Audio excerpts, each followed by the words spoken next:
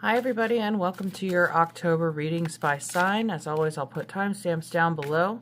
This month we're going to begin with Virgo. Happy birthday, Virgo, as the sun entered your sign September 17th in Sidereal and will remain there until October 17th when it enters Libra. We do have a full moon happening at 14 degrees Pisces in the Revati Nakshatra, the final lunar mansion of the sidereal system. And then we do have a new moon happening October 21st, and that's going to be in the Chitra Nakshatra for the Libra constellation at 4 degrees. And we have Sun entering Libra on October 17th, followed by Jupiter entering Cancer October 18th. That'll make a square aspect. So let's see what we're going to have. I've just lifted over this card, and it's the Sun. So we're talking about the self, maybe feeling full of confidence, and underneath we have Sun and Leo, victory, success. That full moon October 7th in Revati is ruled by Mercury, and it's symbolized by wealth as well. So let's see what's coming for you the month of October. We have work, the Mars in Capricorn, 3 of coins. Art, number 14, this is Temperance, Sagittarius. Artwork, the moon, something hidden, secrets, satiety, 10 of cups, and debauchery, 7 of cups. All right, so I'm feeling with the sun, and I was talking about the message of Sun square Jupiter, that can lead to overindulgence, overconfidence. So this looks like a hangover to me, over celebrating maybe the success of a launch of maybe a project that you've been waiting to debut. You've kept it hidden, secret from everybody else, which is great. So you don't want people corrupting your work, but it's like now it's time to put this out, and it is received with great warmth and success, praise, admiration, but don't let the fame go to your head. It could end up maybe badly for you. So whatever it is you're working on, keep going. Congratulations, you're on the right path. Just accept this success with grace and moderation. With the Temperance card there too, it's just it means patience, waiting for the right timing. Maybe this is around the moon cycles here, full moon and new moon of October, or between there. I mentioned the Sun square Jupiter on the 17th. So that might be the time to take action. If you're getting news around then, just proceed with wisdom instead of impulsivity. The new moon happening October 21st is going to be in Chitra Nakshatra, ruled by Mars. The Great Architect is the title of that.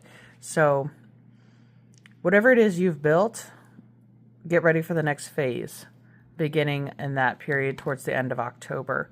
So build on top of your success and don't get sunk by the celebration of it, or pride or ego, because we had that Jupiter and Leo underneath the deck there.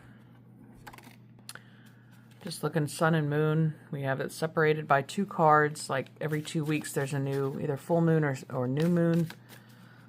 So there's something about those 2 weeks between the lunar, those moon cycles. The 7th to the 21st, mid-month. All right, can I get some more information for Virgo? All right, House 8 has to do with transformation, karma, death, rebirth. All right, well, the final full moon happening at the end of the zodiac in Pisces can have to do with also past life karma, inheritance. And 8th house is ruled by Scorpio, Pluto, and Mars. Mars rules that new moon on the 21st. So we are coming into Scorpio season in the tropical system. So that's what Halloween's all about, is going into the underworld. And that's the 8th house energy. But it's also other people's money. It's investment or inheritance as well. Underneath the deck, we have Jupiter. So Jupiter's playing a big part. Find out where 0 degrees Cancer is in your chart, what house that Jupiter is going to be entering into in the sidereal system, and see what blessings and protection Jupiter is bringing for you. Okay, Virgo, I'm not making this up. Your alchemy card is Jupiter. And the title of the card is Expansion, Possibility, Fortune. Jupiter is often a welcome sight emerging from the darkness, shimmering with possibilities. It is the planet of growth, expansion, success, and elevation. When this card appears, the future is full and bright, perhaps even dazzling. Everyone wants to be around Jupiterian energy and to claim a little for themselves. So there's likely a magnetic feeling at play. The work is to keep Jupiter's bigness in balance during the wave of expansion that's taking place. Its shadow is most easily seen in celebrity culture, excess consumption, hence the debauchery card and the Seven of Cups, and messaging of never enough. You may begin comparing yourself with others or assessing your value. Don't double judge yourself for this. Jupiter happens. Instead, realign with the benevolent message in your heart. What truly needs expanding? It's likely not your followers or your bank account. And here, of course, the card is highlighting in palmistry. The index finger is holds the energy of Jupiter. Use mudras and visualizations to enliven and balance its expansive energy and good fortune. So maybe do some research on your own on what hand mudras are and how they can help you balance energy in your body. Okay, and I split the archetype deck and I came out with number 57, the ring. So that looks like an eye to me, and also serpents making up the casing of that eye. Yeah, the infinite, the wheel, the connection, makes me think of the Wheel of Fortune. Also, rings of time, rings of Saturn, who's Kronos. The ring is an image of connectedness. Rather than viewing life as linear, as a series of progressive achievements, the ring challenges us to sense the cyclical, infinite nature of our world and experiences. Beginning and endings fall by the wayside as we practice seeing ourselves as part of the cosmic circularity of creation. For this reason, there's no surprise a ring is worn on the finger to represent eternal love that surpasses space-time and worldly things. So much can be projected onto this archetypal image, but it mimics the Earth's orbit around our great sun and the intimate bond between two lovers. It is the micro and macro united. This card calls us to deepen connection with self, other, and the world at large. Meanwhile, there may be a little ring waiting to adorn your finger, symbolizing connectedness, humility, and sacred cycles. Study images of the mandala, the unus mundus, the Ouroboros, and the medicine wheel. So the infinity, the number 8 sign, and also this like Venn diagram they have here, that middle is a portal. We also have the take stock of the jewels you adorn yourself with. Watch out for rings you wear out of habit that keep you connected to the old you. All right. Okay, and I picked up a Journey of Love card for you. We have number 30, Towering Magnificence, more blue and purple colors. Those are the colors of Jupiter. All right, and underneath is she is the moon, bringing that emphasis back to the moon and the lunar cycle. Of course, my first thought with Towering Magnificence is the tower. So a sudden shift and change, again, ruled by Mars and Scorpio. And let's see what the book can add to this. You are entering the presence of a truly great and sublime divinity, is without form yet exists within all forms. It is humbling and yet asks nothing of you. It just is, and when we encounter it, we are moved beyond words, beyond mind, and into realms of the heart where we may never have experienced before. It takes a brave soul to meet the towering majesty of divine presence. It can be a terrifying experience as limitations, preconceived notions, and identities crumble in the wake of its light. You are being brought to this place out of love because you are ready. Your soul has been craving connection to something so much larger than itself, to find something worthy to which it can devote itself entirely. This greatness is becoming available to you now to be witnessed to the extent that is helpful, so that you may find the greater purpose of service which your heart craves. You are ready. All right, so this full moon in Revati on the 7th has to do with the deity associated with it has to do with protecting people on their path and leading them in the right direction.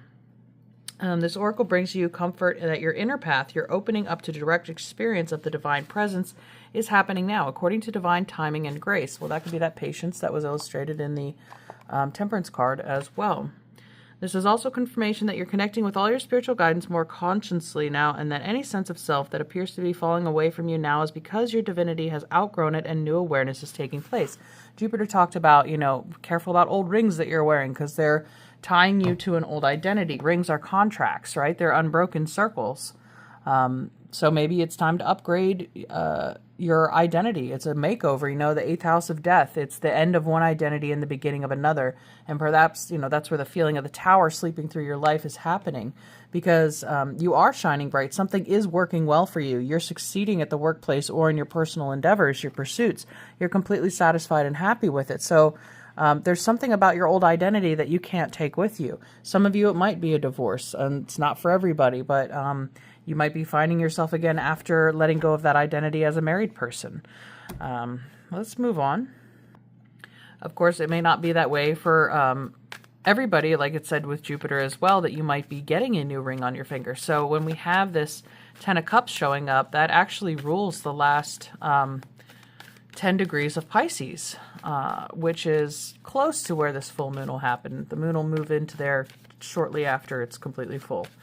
But that's the end. It's completion, complete satisfaction. So maybe getting a new ring or entering a new ring, a 3-ring circus? What? Okay. All right, let's see what the Journey card has. Ooh, rest. Period of rest. Well, the 8th house is, death. So the sun is setting on some turbulent time in your life, or an old identity, as we were talking about. And underneath we have growing. So there's this balance of, a time to plant, a time to sow and harvest, as that song from the 60s goes. Was it the Birds? Turn, turn, turn. It's the name of the song.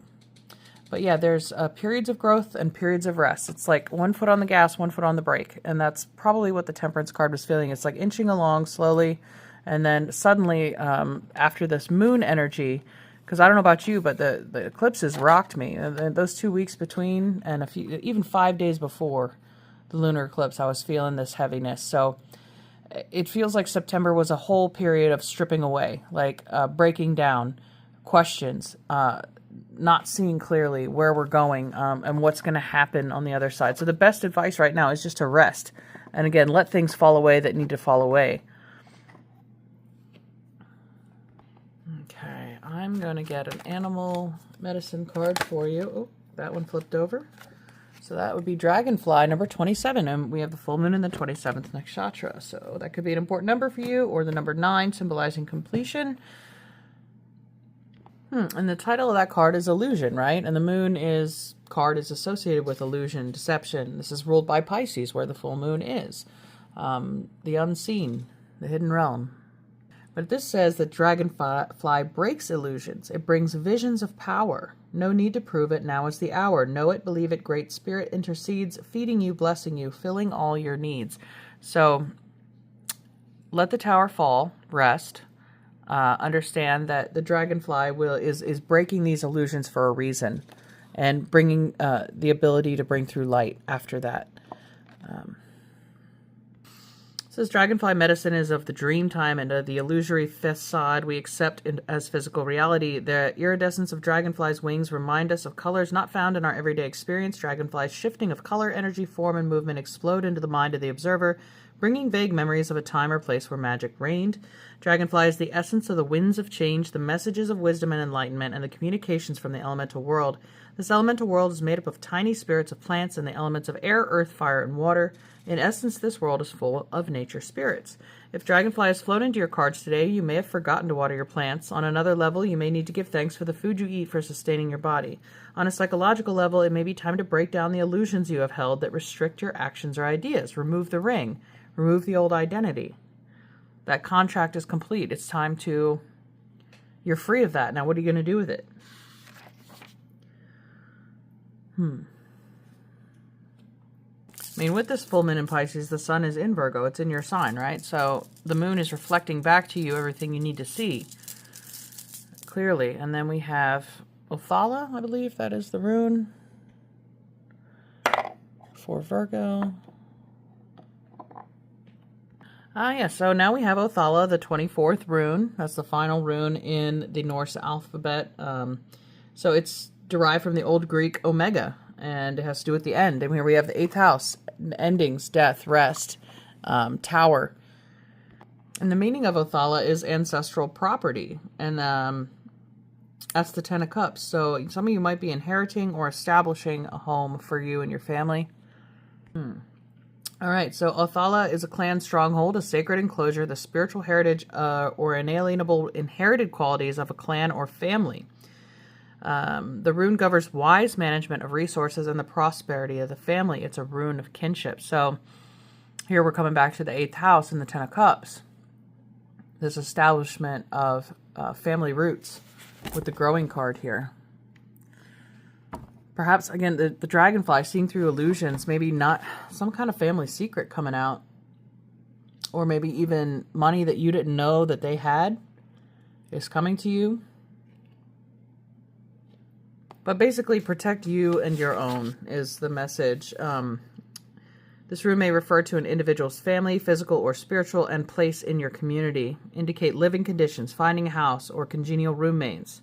Also refer to finding an affinity group or establishing a relationship to the land.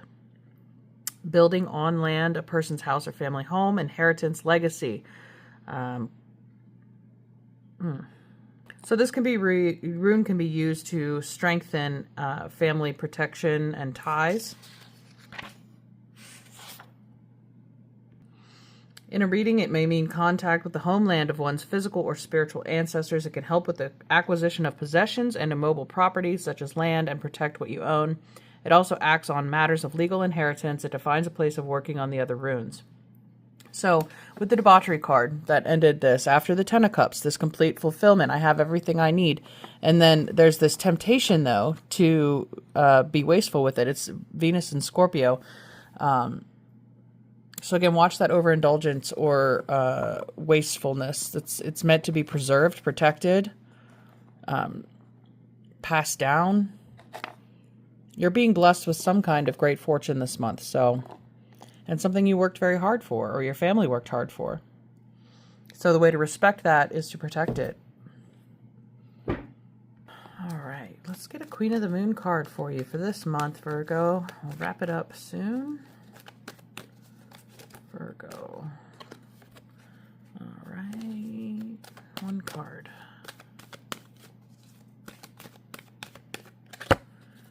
All right, we have pleasure. All right, number 18, that's the Moon card showing up again. So there is, the butterfly is showing great transformative wealth, the ability to rest, to indulge, to feel pleasure in the 10 of Cups, completely satisfied. But I guess the message then just being keep it in check. All right, in balance as we approach this Libra season. And get some little messages from your angels, and we will wrap it up for today. Strength, okay, Leo. Also the strength to resist, the strength to persevere. Resist temptation, that is. Light, strength, and light. We had the sun show up at the beginning of this reading, and freedom, Uranus. All right, yeah. All very positive things coming your way. Just look out for the pitfalls, and we will see you next month. Thank you so much, Virgo. Take care. Bye-bye. Hello, Libra, and welcome to your October reading. So we do have a full moon happening at 14 degrees Pisces, and that'll be October 7th, and that is in the Revati Nakshatra, which is ruled by Mercury. It's called the wealthy one sometimes, but it's also ruled by the deity who oversees our path. It's symbolized by a drum, which can do with divine timing as well. We have a new moon happening in your sign, 4 degrees in sidereal on October 21st. So we have a brand new beginning. Happy birthday.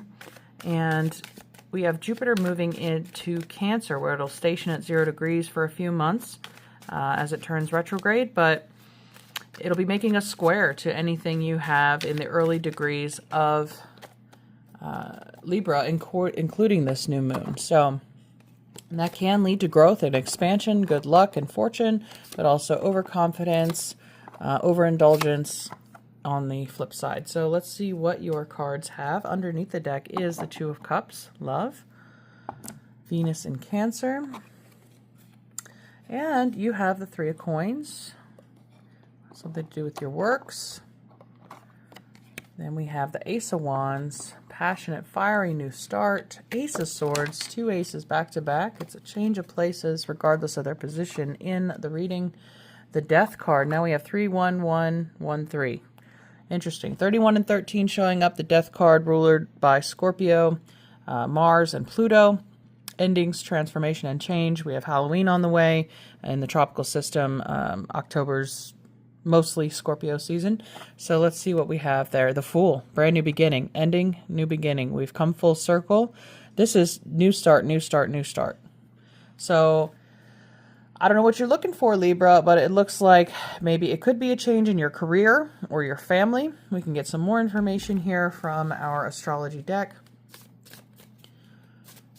Yeah, this is a completely new launch. And we have fire and air for the swords. Those are very masculine, action-oriented. And then we have Chiron. This looks like another sword in here. But it's called Hurt and Heal. So there may have been a recent loss or an activation of your natal Chiron in your chart. Something that you were forced to heal, but it looks like you've let go of it. It's like you've put that core wound to bed, or you've come to peace with it. You've conquered it here with love. Someone or something has shown you, there's been some great kind of epiphany or enlightenment here about the origin of your Chiron. I would check your natal chart for that and see if it's going to be aspected by any of these major transits I mentioned in the beginning. Underneath the deck now, I shuffled again, I got Cancer again. So could do with 4th house, home, family, mother. And one more card came out, Pluto, ruler of Scorpio, death, transformation, ending. So we're putting something to rest. Someone's speaking their truth too about it. Maybe not everybody is going to be receptive to that. But it's paramount. It's critical for your next phase of life. It doesn't matter. This whole thing is being under the undercurrent of it all is love. Nothing is being done out of malice or intend to hurt. That's why it says hurt and heal. Cancer is water, healing. All right, let me get a Journey of Love card to expand upon this. Libra. Okay. Number 43, the bride offers herself. And underneath we have the legacy of light. 53. So the message is, accept what is being offered now, whether through challenge or an easing of the way forward. There is a gift of grace from the divine feminine reaching for you now. Allow her in and be blessed. This oracle also heralds a time of importance in relationship. You have been revealing yourself and not being afraid of who and what you are, sharing yourself in willingness to connect. Your vulnerability and beauty is acknowledged and will attract the response you need at the perfect time and in the perfect way.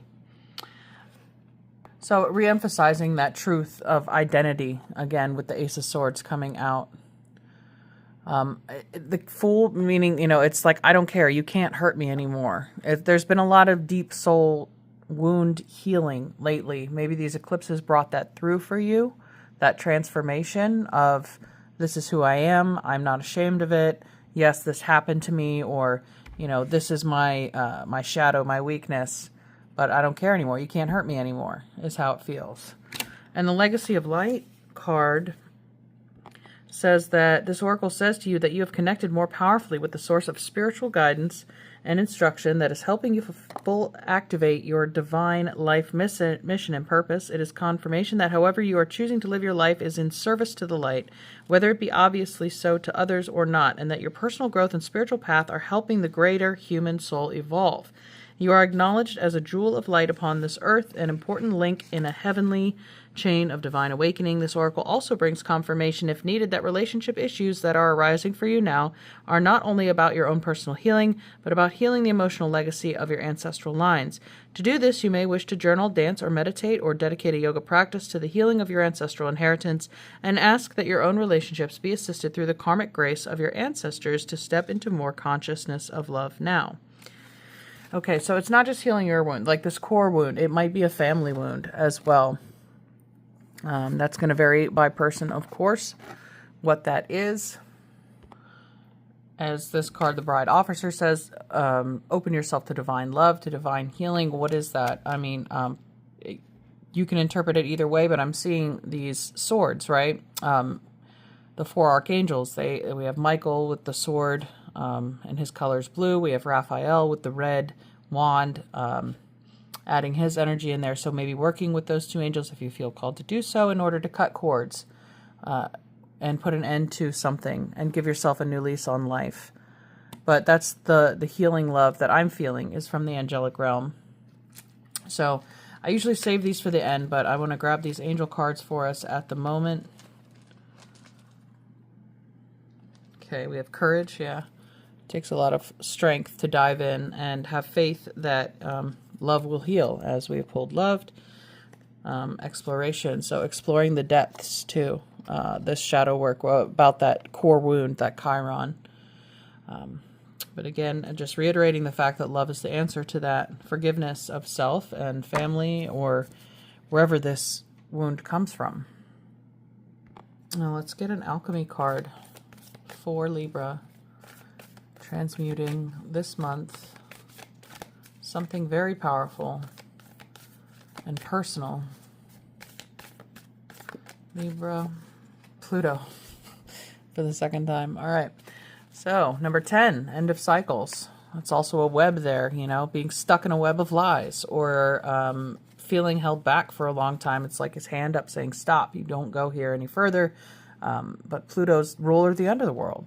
It's also, you know, death and rebirth. So we have to kind of break out of this cobweb, things that haven't been touched or seen for a while. You know, when they gather dust in the attic, they're covered in cobwebs. And it's just like something was frozen in time. And now it's being thawed here with summer underneath it. Maybe that's when you really started to get these kind of messages from yourself about something, you know, we didn't get to the source until now. This month we're getting to the source. It's called the Underworld, Power and Compulsion. Pluto's realm is one of deep and undeniable power. Known as the planet of the underworld, Pluto has a captivating effect that pulls us into its depths, leading to all things excessive and Dionysian in nature. Images of the resurrection, possession, and sacred heart, birth, sex, and death are all symbols of Pluto's volatile energy. When this card shows up, know that everything will be amplified as if through a live wire. It's all about power and maybe even addiction. That might be the wound. Though Pluto's force field can be ruthless, this tiny planet pushes us toward necessary growth. When we follow its mesmerizing pulse, we are taken into the depths to be changed. There's no point in pretending in the underworld is not at work. Admit that you're in it and find the support you need. Not making it worse is a big accomplishment.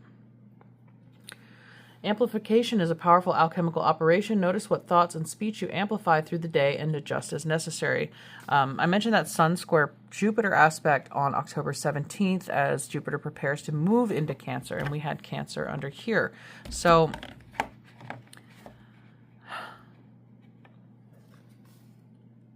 you might feel this surge in power, awareness, confidence, or a healing right in the middle of the month, 17th, 18th, perhaps right before the darkness of the new moon on the 21st, and that'll be in your sign, Libra, so at 4 degrees.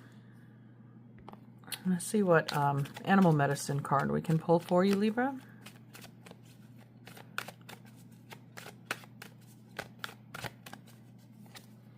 We have the antelope, number 37. Okay, so the title of the antelope card is Action. Antelope signifies knowledgeable action. Antelope is a symbol for the antenna of your hair, which attaches you to the great mystery by its long cords of light. Looking at antelope, you become aware of your mortality and the short time span you have on this planet. With this in mind, you must act accordingly. Proper action pleases the great mystery. Antelope medicine is the knowledge of life's circle. Knowing of death, antelope can truly live. Action is the key and essence of living. Antelope powers have been courted by and shamanized since the dawn of time. Antelope clans have been many, and the power of antelope people is great. Antelope medicine gives you strength of mind and heart, and the ability to take quick and decisive action if things get things accomplished. So that's that Mars energy. Mars rules the new moon that's happening in your sign, on the 21st. So you may feel stuck and unable to, and this new beginning will probably happen after the new moon. I mentioned the web, or being stuck in a web of lies. It's like all these are karmic cords that have attached you to other people, or this fear or this wound that's kept you stuck and unable to feel like you can take action. If you feel stymied, call on antelope medicine. If you are balled up and twisted in knots, antelope powers will speak to you of proper action and soon set you free. Many ingenious solutions to problems are whispered by antelope. Listen, and even more importantly, act. Surround yourself with the illumination and secret knowledge of antelope. Combine this with action and you will overcome any obstacle or hindrance in your path. If antelope is your centering tree and strong personal medicine, thank Great Spirit. Say what should be said. Your judgment is sound and your actions will be successful. Well, that's being emphasized by the Ace cards as well. Action, especially the Ace of Wands. Always listen to what Antelope has to say to you. Antelope in your cards indicates a message of higher purpose. Antelope arms you with the bow of authority and forces you to act on behalf of self, family, clan, nation, and finally Mother Earth. Antelope says, do it now, don't wait any longer. Antelope knows the way, and so do you. Take courage and leap. Your sense of timing is perfect. When Antelope has bounded into your time cards, the time is now, the power is you. And Pluto has to do with power. This is all about self-empowerment this month. With the Fool card, you are ready after this death, a new birth, a new beginning, after this new moon, the 21st. All right, next, let's get your Queen of the Moon card for the month of October, Libra. What does Libra need for October? Surrender, number 26, yeah. Courage, dive in, surrender to the changes that are coming through. And underneath we have faith, number 31 again, 1331. Look out for those dates this month for significant changes, messages especially, symbols, finding things. And let's grab a rune for Libra. Ooh, Tiwaz. The arrow, right? This always makes me think of Sagittarius, but it's also coinciding with these Ace of Wands, Ace of Swords. But action, direction, right? You aim your arrow where you want to go. Also protection and going after what you want. It feels like, you know, the spider webs are strings, you know, but they can also be used to string a bow to propel you forward. But eventually the arrow is freed from that string. Okay, so the actual rune Tiwaz is the rune of Tyr, T-Y-R, is the god of victory. Victorious victim, enjoying justice.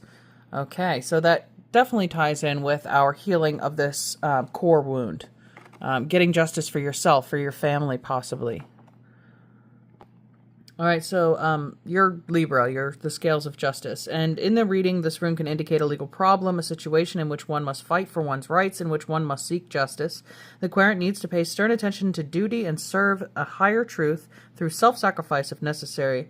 The rune can provide moral strength and will to succeed. We had what? Courage? Well, that's like the strength card. That makes me think of Leo. Tiwaz rune can be used to obtain victory in any matter in which there is competition. It indicates strength of will, determination to win, and the possibility of conflict. For Peterson, it means victory in legal, political, or physical combat or disputation. And for Thorson, justice and victory won by self-sacrifice. Osmond sees this as a rune of spiritual warrior governing conflict and confrontation and stimulating the courage and energy needed to come through difficult situations. Yeah, courage to dive in, to surrender to spirit, to allow the angels to assist you with their love. It is most useful in legal matters when combined with the bind rune with Raidho. According to Gunderson, it helps one to develop courage, strength, and honor and makes one aware of one's duty. It binds well-working forces and promotes order. Negatively, it indicates rigidity, prejudice, and loss of perspective.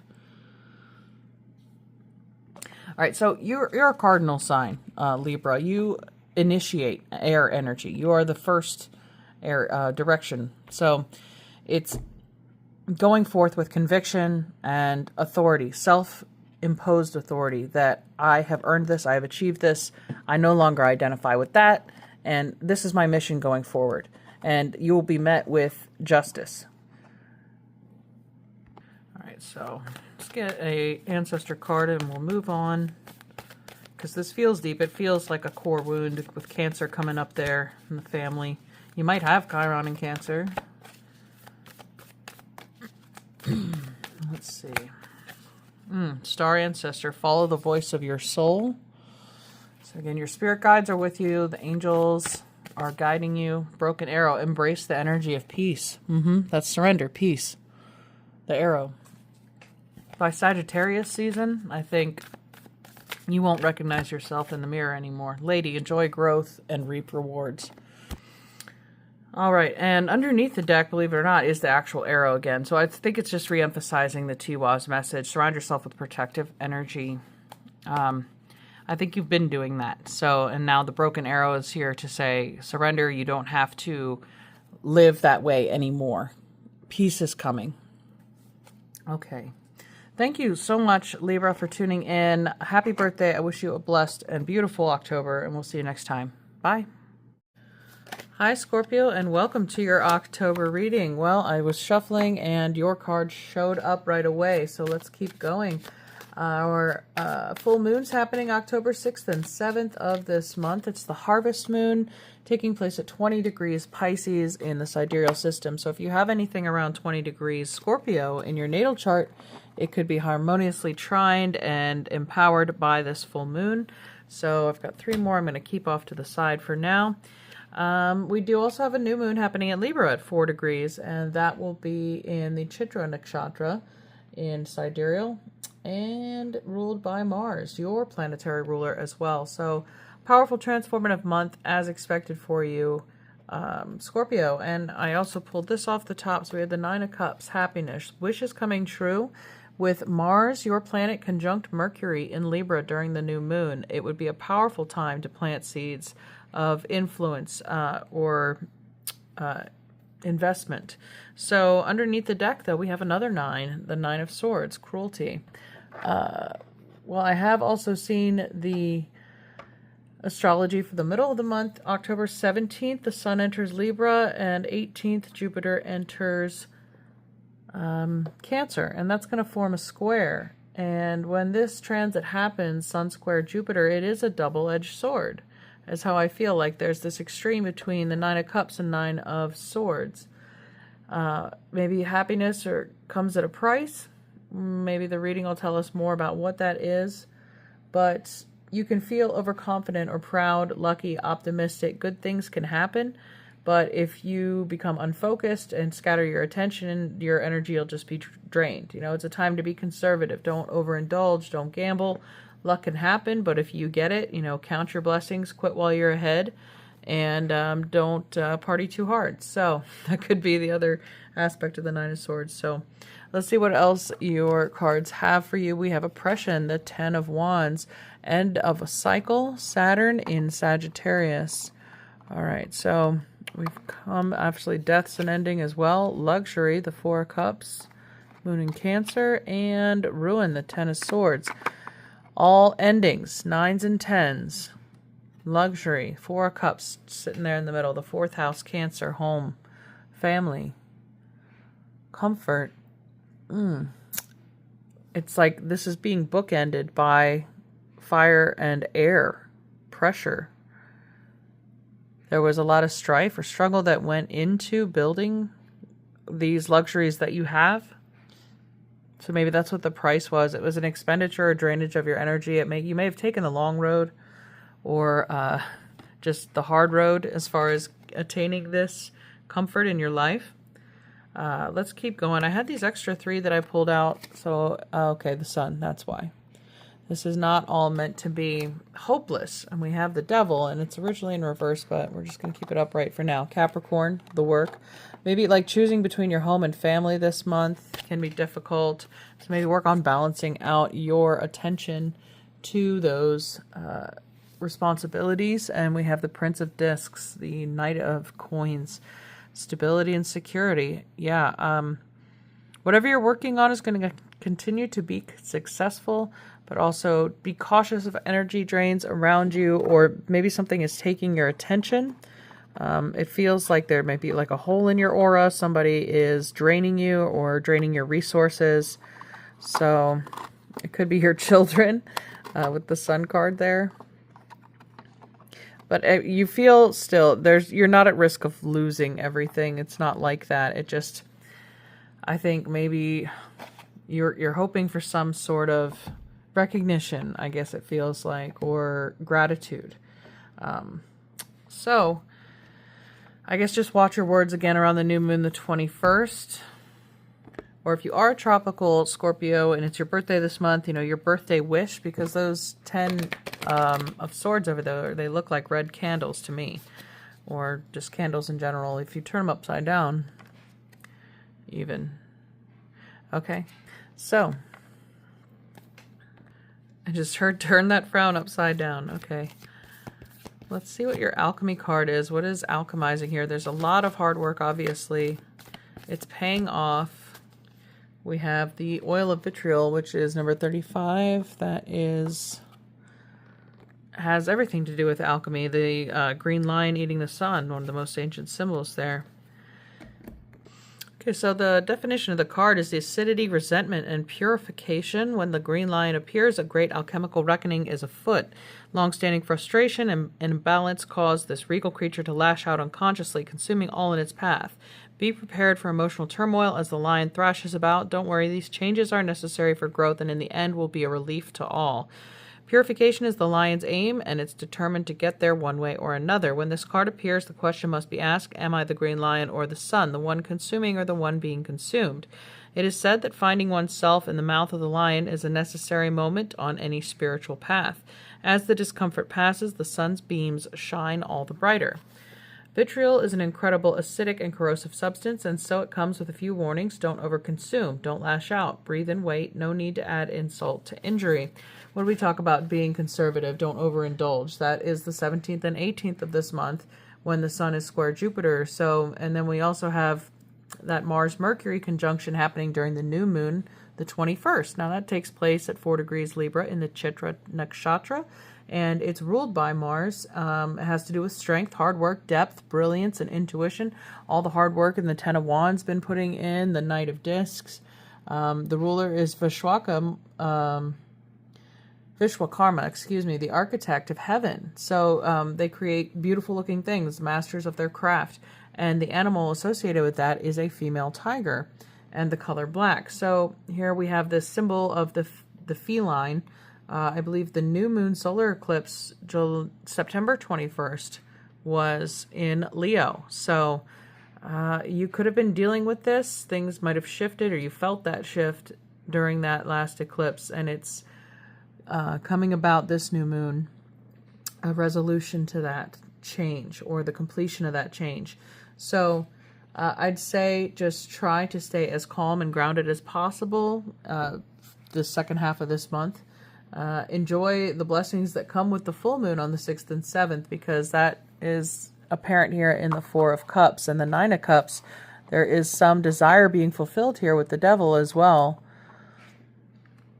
But don't let it be your ruin. Like, these blessings can easily become a burden. It's like, do you own these objects? Do they own you? It's at what price are you paying for them on an energetic level, not just a material. But it said, don't lash out. So words, cut our swords. It feels like, again, this shouting could get you in trouble. It's like the devil on your shoulder speaking through you. For some of you, it's a possibility or a temptation in a certain situation, but I think gaining control over that, or maybe some of you are working on your anger, that's kind of been your task lately. It feels like, we're coming to the end of that lesson, though, with all the 10s and 9s. There's an evolution here, ending in the sun, bringing light to the situation, awareness, so you can change. All right, so I split the archetype deck here, and I got the animal, number 19. The sun is also number 19, so the 19th of the month, right before that new moon on the 21st, could be crucial as well. Or this could be speaking of animal instincts or, animalistic behavior or speech. And if this is not describing your situation this month, you can always watch your moon or rising, or this is the kind of person that you are dealing with, this lion. Learning to tame the inner beast this month, perhaps. Okay, let's get your Queen of the Moon Oracle for the month of October. And we have changed the Thunder Moon. Okay, it's a full moon. Number 35 again. You could be 35 years old or 3 plus 5 is 8.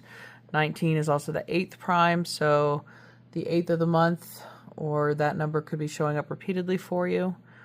Essentially, we have 888 right here, 8.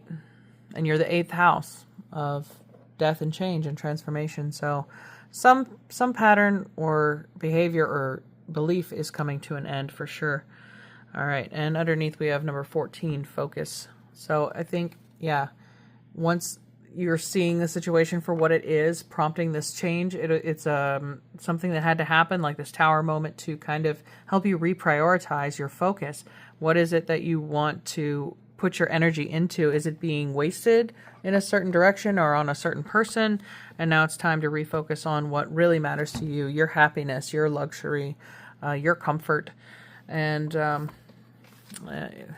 message from your angels and ancestors, please, for Scorpio.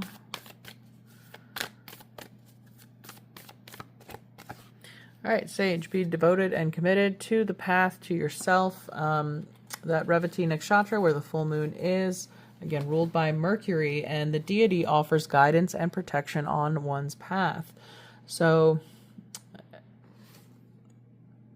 this is an opportunity for spiritual growth and being committed to that change. I'm not that person anymore. I think these eclipses did a number on a lot of us, helping us recognize certain, areas that were draining or not becoming of us, or we're not that person anymore. There's a huge, and that's like, I consider this the companion card. Retreat and recharge, Sage, devoted, committed to self, to healing, to reflecting and formulating in your mind's eye who you are at your soul being, getting reconnected with that. And with the Hermit ruling Virgo, we just have the sun still in Virgo while I'm doing this reading, but the sun will enter Libra on October 17th. But that's where you could find this rebalancing, this reharmonization within. Things feel extreme, out of control, animalistic, violent even, stressful. But there's a reprioritization here for healing. Okay, a couple journey cards for Scorpio. Scorpio's path here. Alignment. There we go. Getting back into balance as I felt reconnected to source. There she has the sun. We have the sun here. I feel a warmth, an ignition of the light within. Wisdom. There's the pearl. Okay, well, the new moon, Chitra Nakshatra, the symbol is a pearl. And what is a pearl other than something that is formed out of discomfort, taking action to alleviate pain by coating that grain of sand in this protective layer of a pearl. So, and obviously pearls of wisdom are being, I guess, gifted to you this month. That's what the sun is here to show. It always speaks of a point of enlightenment. Underneath I have the play card, so the children playing in the sun. There's a lightness here, a freedom. You could feel, maybe there's activations in your 5th house. Check out your natal chart. Or you could be finding joy or relief in your children. There's mirrors too, so they could be showing you something about yourself or where the wounds are inside in the inner child. This person that maybe was dealing with their own trauma that they never dealt with, and now they're projecting it onto you. That could show you things about yourself that you had not considered before. So, all right, get a couple more cards for us. Speaking of wisdom, let's get a wisdom oracle.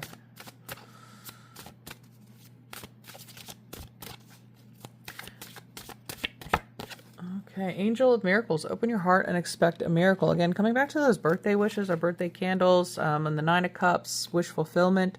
So there is alleviation of pain, I feel, and you're going to be sleeping better too.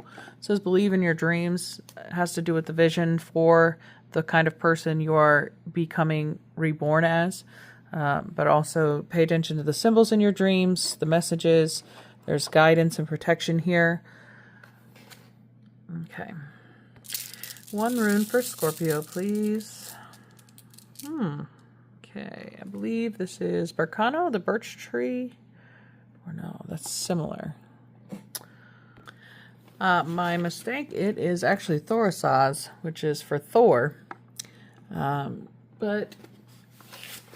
So that's Jupiter, and we have Jupiter entering Cancer. Maybe you have, oh yeah, that'll be trining any natal placements you have in Scorpio as well.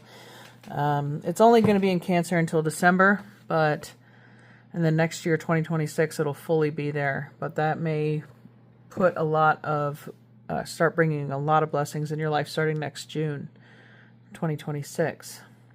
Okay, so back to Thor's Oz. It's actually also Thorn. The Thorn of Thor is force that frees or fights a foe. And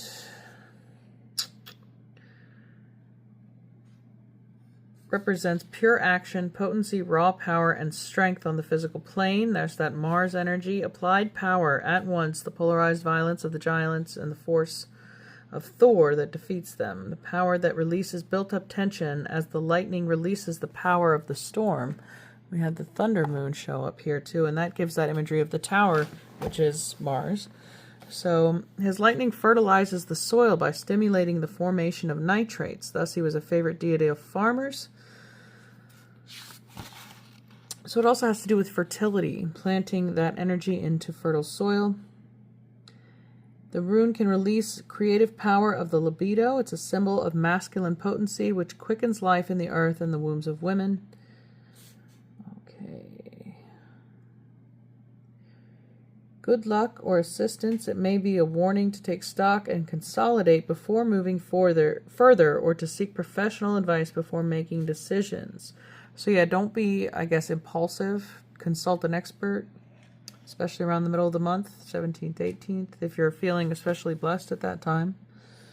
All right, so let's finish this up with a little notes from your angels for Scorpio.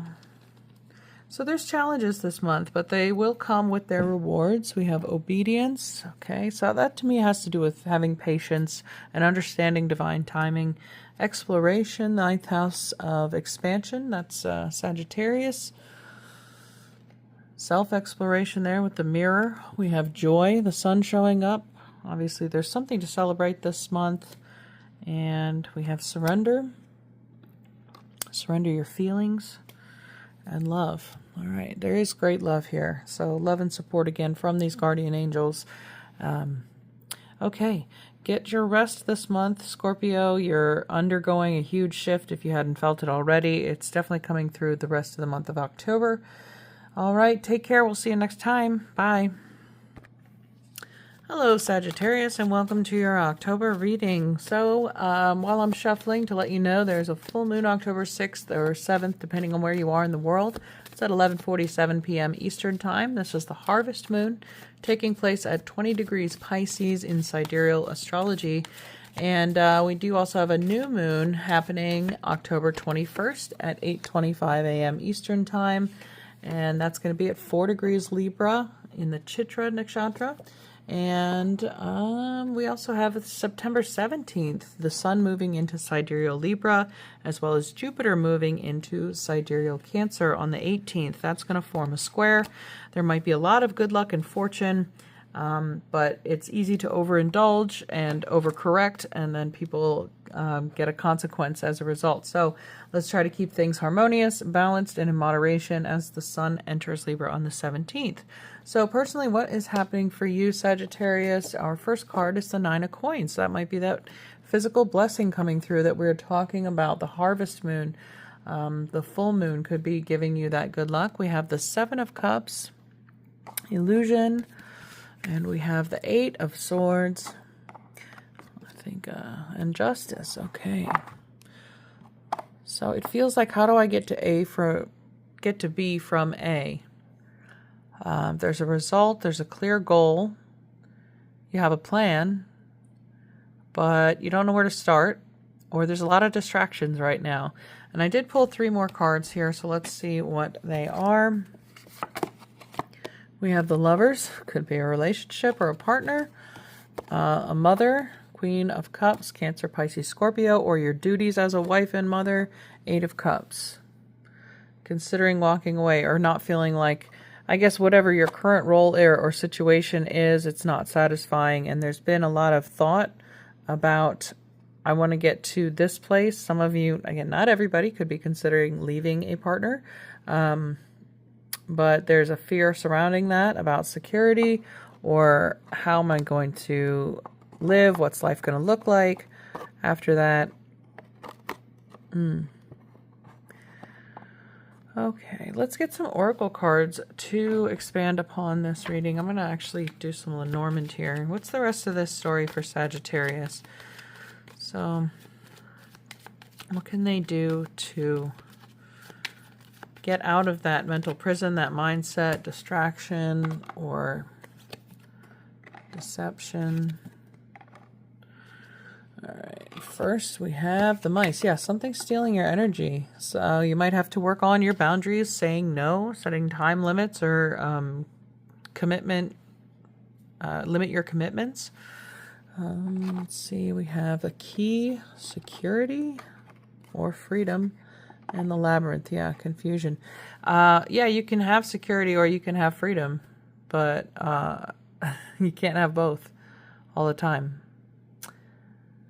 Maybe you can. Maybe you're really blessed and you figured that out. I hope so. Okay, so there might be a fear of public image lost, like how's it going to look to the rest of the family or society if I do this? It could be some goal that you're trying to reach for yourself. Maybe you feel like it's selfish, but it's not.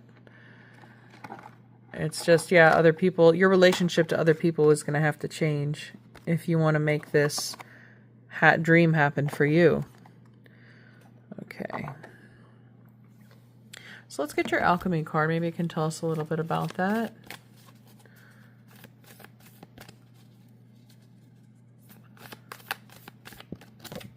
Okay. Synchronicity, the Unus Mundus. So the Ouroboros, number 63. It just feels like going in circles, you know, obviously the card illustrating that, but repeating cycles. Every day is the same, like Groundhog Day. Source, destiny, the miraculous message. The Unus Mundus is the presiding deity of alchemy. It arrives to remind us that we are not alone in our queries or our journey. What are we here to do? What pulls us forward? Unanswerable questions are timeless fuel for the flames of transformation. Mystics before us have uttered the same questions while tinkering in the laboratory. Do not underestimate the brave act of your attention to the details of your daily life, to the ecology of our world. What you notice matters. You matter. When this card arrives, sacred messages abound. Everything is a living symbol, a synchronicity. Its guidance is sent directly from the alchemists who have come before you to encourage you along the way. See the deeper meaning of what is in front of you. In this very moment, the new eye opens. When Unus Mundus appears, something you cannot yet see is taking shape. It will soon emerge to support you. Trust, breathe, the miracle awaits. Okay, so that's why the Seven of Cups and the Eight of Swords are there. It's like you can't see the clarity of the vision yet or what's taking shape. But as these synchronicities start appearing in your life, in frequency and repetition as they get faster and closer together, like contractions of some new reality being ready to be birthed, it's, you know, becoming time where you will be, the veil's going to be removed from your eyes and you'll be able to see. You'll find your way out of this maze. The key to unlocking your freedom to take action. Whether that's physical or financial freedom or freedom of thought, free from fear or self-doubt. But let's see what your archetype card also can add to this. All right, so yeah, the card that fell out as I was splitting the deck is Apocalypsis, which means an unveiling. There's an eye in the center of this, and that's number 74. Removing the veil of deception. Apocalypsis indicates a particularly painful time, one that unfolds when two disparate dynamics occur simultaneously, pulling the psyche in seemingly opposing directions. The first is a lifting of the veil. This means truths that have been kept in the dark are revealed, seen, and unearthed. No matter how revealing it is to witness them coming into light, relieving it is. An element of despair and grief follows. The second dynamic is the regeneration that comes from the wreckage of the revealed truth. The old narrative breaks and a new story forms. Apocalypsis energy is similar to a forest fire's devastation for the sake of regeneration. The veil lifts and we see who and what has been hiding. From the nakedness of the truth, a child is born. Have faith in the process. Hold on to your center. That is the only way.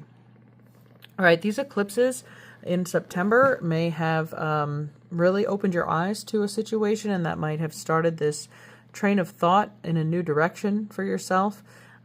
Things started in motion in the month of September, and here we are getting confirmation through synchronicities and truths before our eyes that can't be ignored anymore, and that ultimately forces change. If this card has a strong relationship to truth, okay. We don't have it appearing with that at the moment. All kinds of things will be revealed during a time of apocalypsis, from big global lies to little white ones that lace the bedroom sheets. Brace yourself for the horse of truth to storm your every field. Okay. It's coming like a freight train. Let's see. Some journey cards for Sagittarius.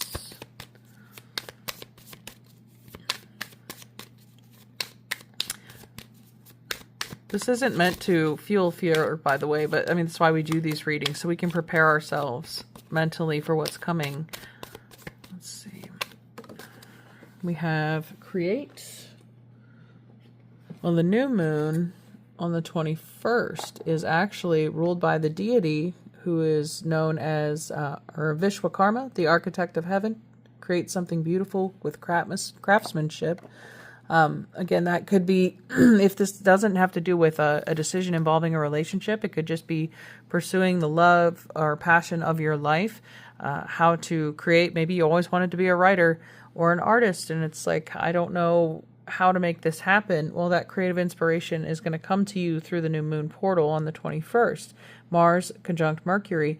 It feels like a flood of ideas or words that are able to come through you at that time. So write them down, write down your dreams. But those seeds that you plant on that new moon are going to grow over time to this beautiful garden here. Okay. One more. Money.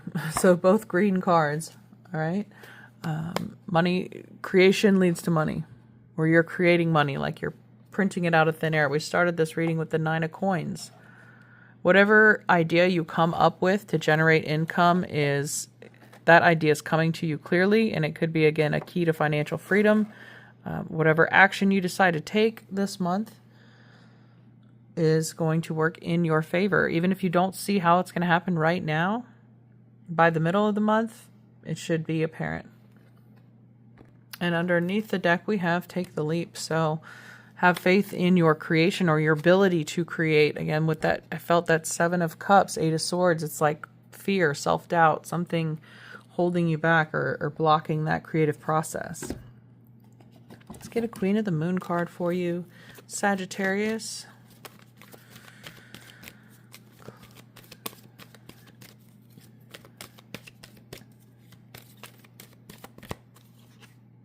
All right, fruition.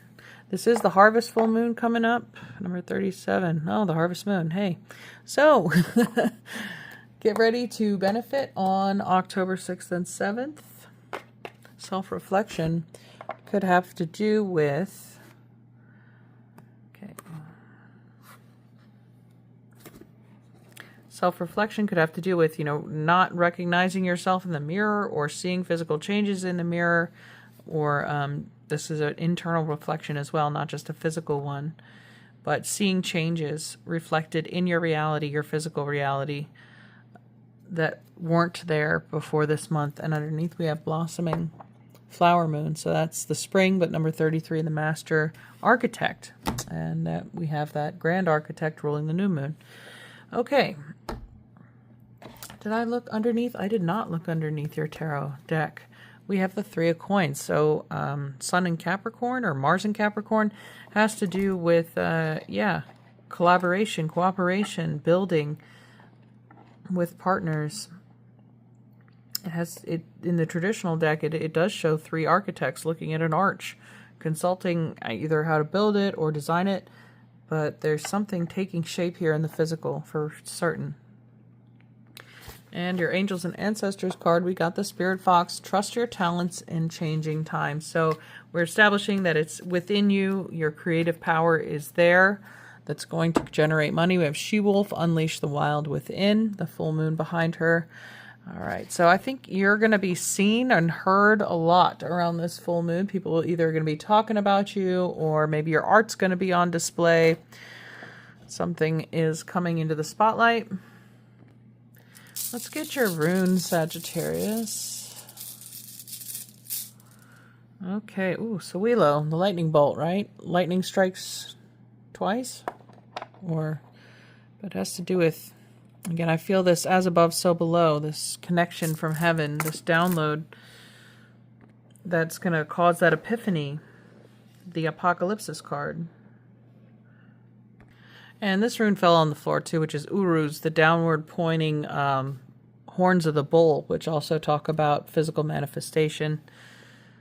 But yeah, the sun, the turning of the seasons. We had the autumn equinox, September 22nd, and now we have the sun moving into Libra, a new cardinal direction, a cardinal sign, October 17th in the sidereal system. So it's a definite shift in direction. It's a left turn, 90-degree angle, because we have the sun square Jupiter. But that could bring about this great idea too around the 17th or 18th of the month.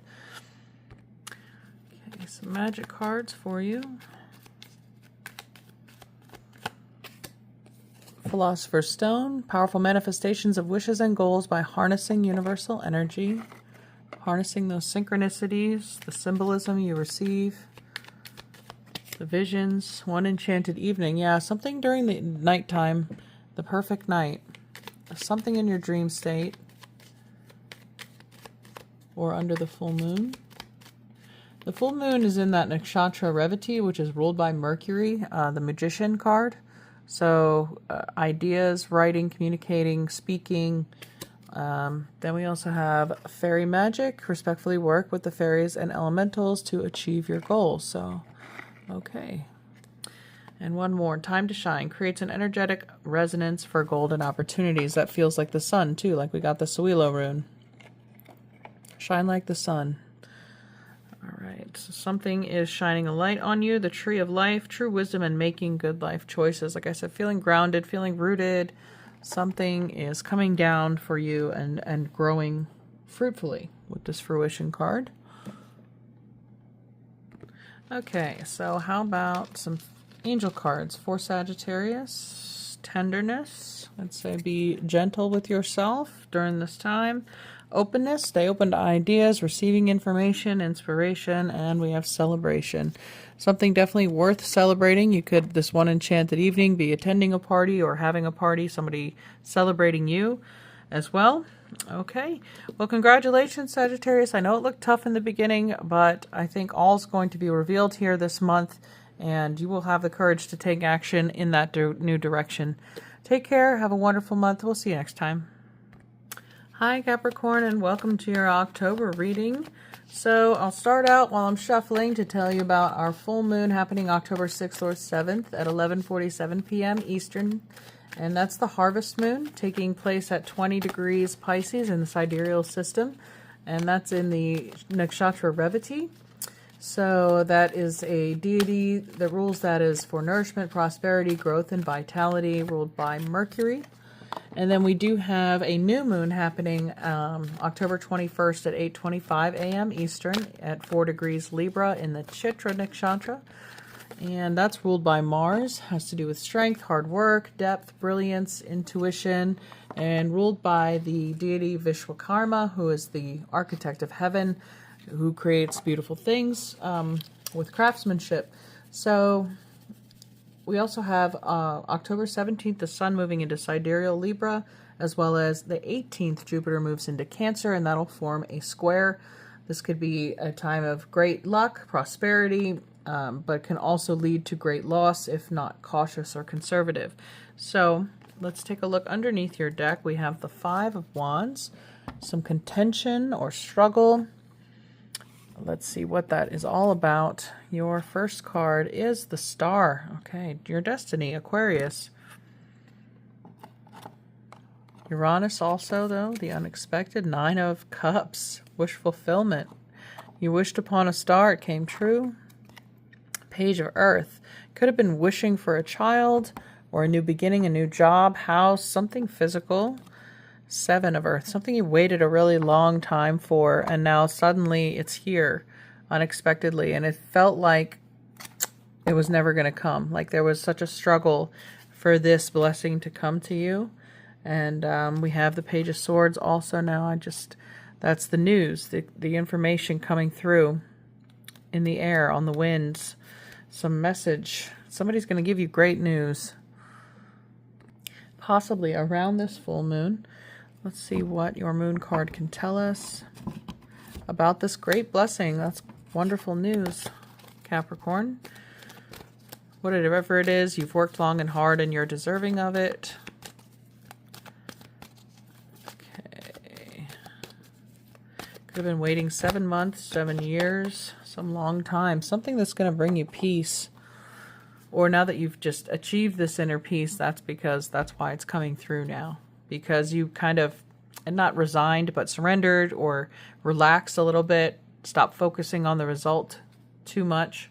28 days could have been a moon cycle, a lunar cycle you waited.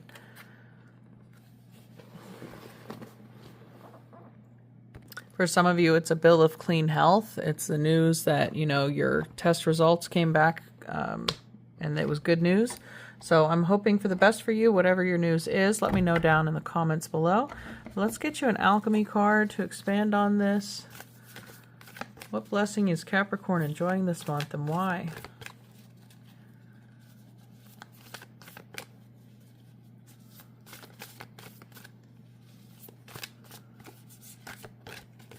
All right, we have the androgen, number 62.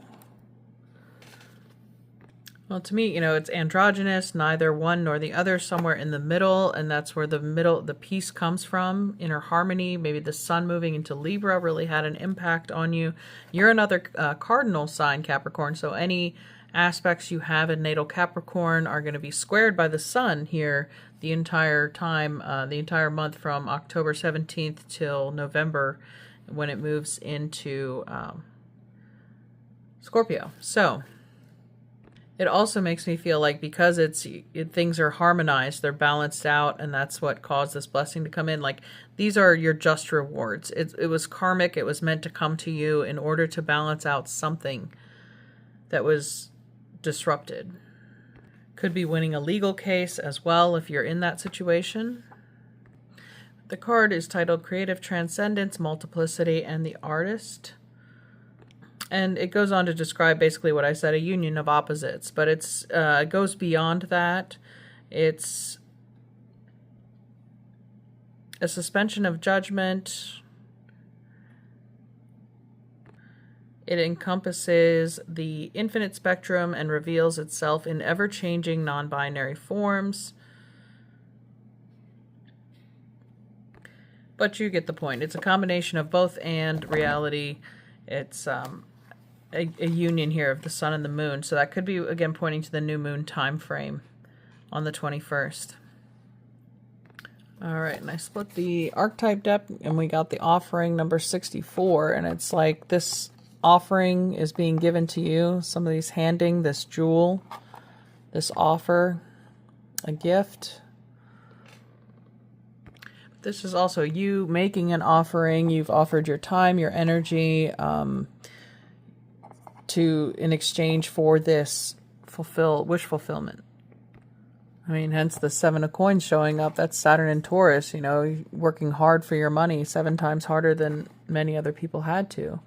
So through this great offering comes great reward. Okay. The rose on that androgen card makes me want to pull a rose oracle card for Capricorn.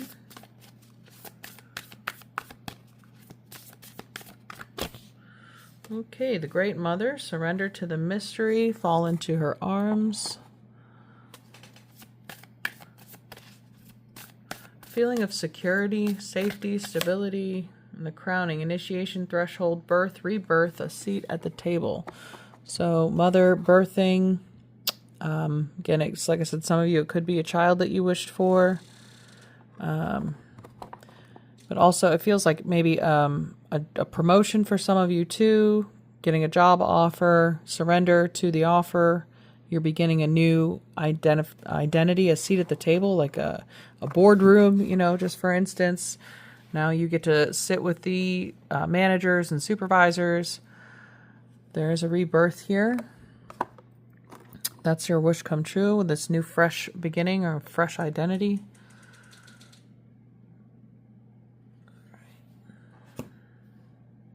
Crowning also, it feels like, you know, there's a crown here on the star, but connection to source, the crown chakra.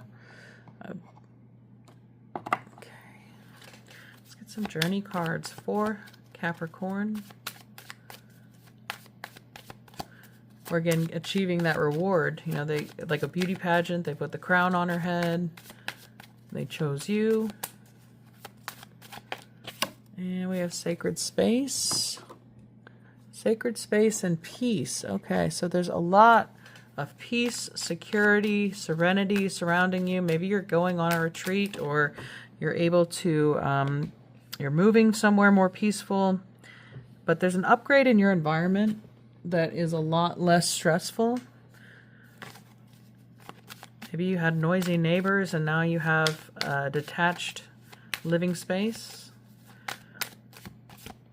Or you're creating an altar. Receive, yeah. So surrender to the Great Mother, open your arms, receive, be held, and receive this treasure, this offer, whatever's coming to you.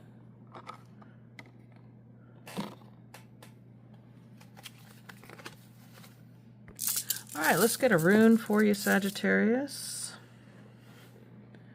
All right, picked up the bag. All right. This Awaz rune fell out. It's the 13th rune, so 13 is the death card, change, transformation, but here it's defined as the yew tree, or the tree of Yggdrasil, the tree of the world. Also has to do with the Kabbalistic tree of life, so that manifestation as above, so below. So it's a rune of paradox or of connections between opposites. Depending on the context, it could indicate spiritual ascent or exploration, or a movement from one state or situation to another. It might indicate an apparently difficult or dangerous problem that can be turned to advantage, or the need to look at the connections between things, the roots of the matter, or the outcome. Willis believes the rune means that an apparently bad situation will reverse itself or turn favorable. A hindrance or minor catastrophe will do no harm. Aspen points out that the usefulness of Awaz as a backbone for bind runes. She recommends visualizing the rune along your spine and moving its energy up and down to link your unconscious with your higher conscience so that you are aware of both simultaneously. What, two in one? The androgen, both simultaneously. The conscious and the subconscious mind. The crowning. The connection of the spirit. The crown chakra connection. Okay. Raising of the energy, the kundalini perhaps. And healing, Awaz can be used for back problems to strengthen or straighten the spine. If one chooses a favorite tree to represent Yggdrasil, inscribe it with the rune. Oh yeah, and drink offerings which can be poured out on its roots, and prayers and food offerings can be tied to the branches. So if you don't have a yew tree and you want to designate one, you can carve this rune into it and sit under it for enlightenment or straightening of your spine, your posture, literally. So, okay. So maybe meditation is really important to you this month. We have that peace and the sacred space showing up, and it's talked about offerings to the tree or whatever deity you observe or celebrate. So let's get some angel messages for you. Intention, right? Taking aim, staying focused. Faith, yeah, obviously your faith is paying off this month, really, because you're being gifted this 9 of Cups, this wish fulfillment after a long period of patience. So keep the faith, it'll all work out. We have responsibility, okay. And purpose. All right. So yeah, maybe all this meditation, this peace, this time and space for you to be able to sit and receive these messages or blessings or inspiration for where you're going and what you're supposed to do with this blessing, this gift. You know, you have a purpose or responsibility to share it with the world. And this will be a month of figuring out what your intentions are to do with this gift. Okay, thank you so much for joining me, Capricorn. I hope you enjoyed this reading. I will see you next time. Thanks. Bye. Hi, Aquarius, and welcome to your October reading. So as I'm shuffling here, I'll tell you about our full moon coming up October 6th or 7th, depending on where you are in the world. It's at 11:47 p.m. Eastern Time. That's the harvest moon. So in the Northern Hemisphere, we're gathering our crops for the winter. We're celebrating a fruitful harvest. And that's going to be at 20 degrees Pisces in sidereal astrology. And our new moon is going to take place October 21st at 8:25 a.m. Eastern at 4 degrees Libra in sidereal. So as I was shuffling your deck before I started recording, I did have two cards kind of flip over. First was the Hierophant and then the Emperor. So 5 and 4, May and April, Aries and Taurus. Somebody named April or May you may have an interaction with this month, so pay attention to those signs or something. Those months are important. Underneath we have the King of Coins, or the King of Earth. So there's the Taurus, the bull in the background as well. Your first card, the Devil. Okay, Capricorn. So of course I had to choose a deck that was not YouTube approved, so I'm gonna have to cover this up, but we have the Hanged Man, Devil and the Hanged Man. We have Justice, all major arcana, and as I was shuffling, those two flipped over. So that's Libra, the sun moving into Libra October 17th in sidereal, and that's going to form a square to Jupiter. And this looks like the symbol for Jupiter, the 24 logo with the legs crossed. Okay, so that's a period of, you know, it can be a double-edged sword. I feel like this huge windfall of money, wealth, could be a lottery win, a promotion, an inheritance. Some mass fortune is going to fall into your lap, or it's going to come with strings attached. So make sure you read the fine print. Don't over leverage yourself or be overconfident, because the hangover can be even worse or equally as dramatic. So just be careful and watch out for that. We have the Knight of Cups. Yeah. Could be also coming in the form of a love offer or a partner, or, you know, it's somebody who appears too good to be true, who is showing up all of a sudden. Let's see this last card. Or this person could have a lot of money. Two of Coins. Some of you are already in a committed partnership, and another person, a very tempting individual, could come along and distract you or make you an offer. If you're not in a partnership, you could have two people competing for your attention.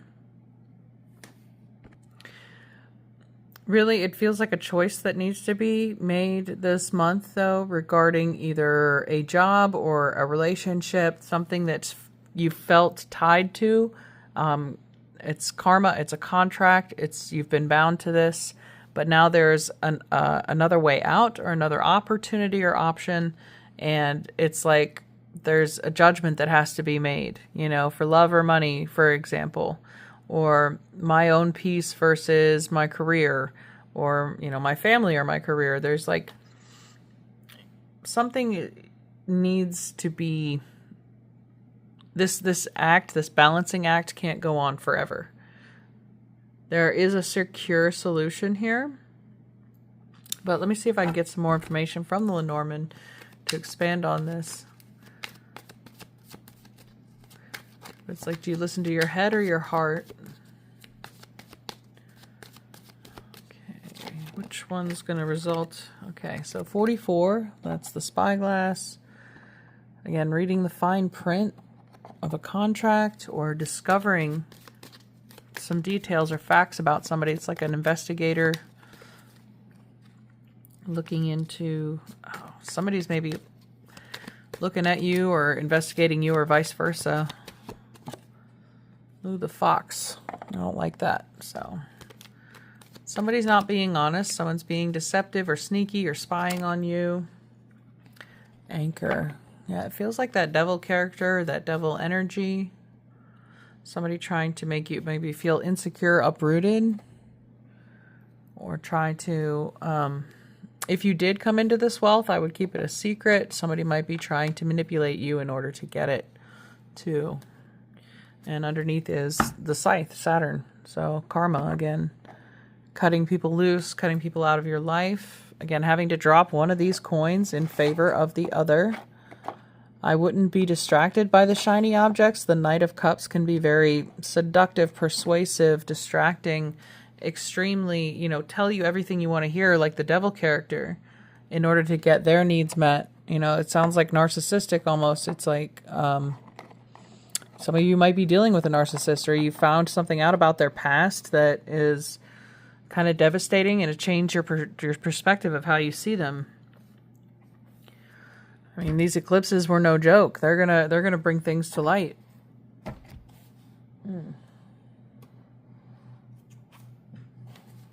Let's get an alchemy card for this situation. So we don't really read Lenormand in reverse, but it did come up that it's like pulling up your anchor again. That's what a ship does, so it can leave. You know, it's no longer chained like this Hanged Man, and this Devil card shows the couple chained to some responsibility. A weight is being lifted. Some freedom is possible. Or it's just time to move, relocate, keep it moving. Okay, ooh. Mars, yeah, Aries. Okay, so masculine action. We have the lightning bolts like the Tower, of course, ruled by Mars. This new moon, the 21st, is actually ruled by Mars. And Mars will be conjunct Mercury in Libra on this full moon, or new moon, excuse me. So some painful truths or, you know, passionate words might come out at this time. Oh, and underneath we have wise salt. So it's like salt in your wounds, or their wounds, throwing salt in their wounds when you're adding insult to injury. Somebody may like project that energy towards you if you don't give them their way. So maybe you're trying to avoid that conflict in your life. But the fact this is the wise salt, you know, it's somebody who's experienced. Salt purifies too and protects from these hurtful words. Or the truth hurts in some occasions. With all that investigation that's been going on, or spying, it's like somebody's going to be found out.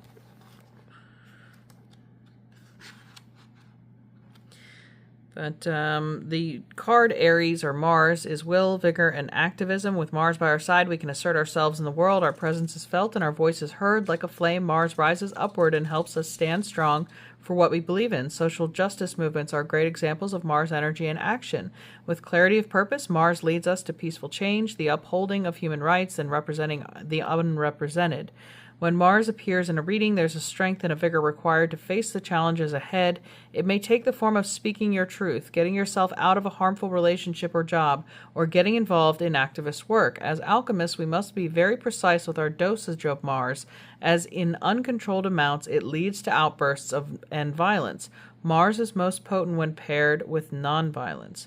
So, exactly, Libra, balance, harmony.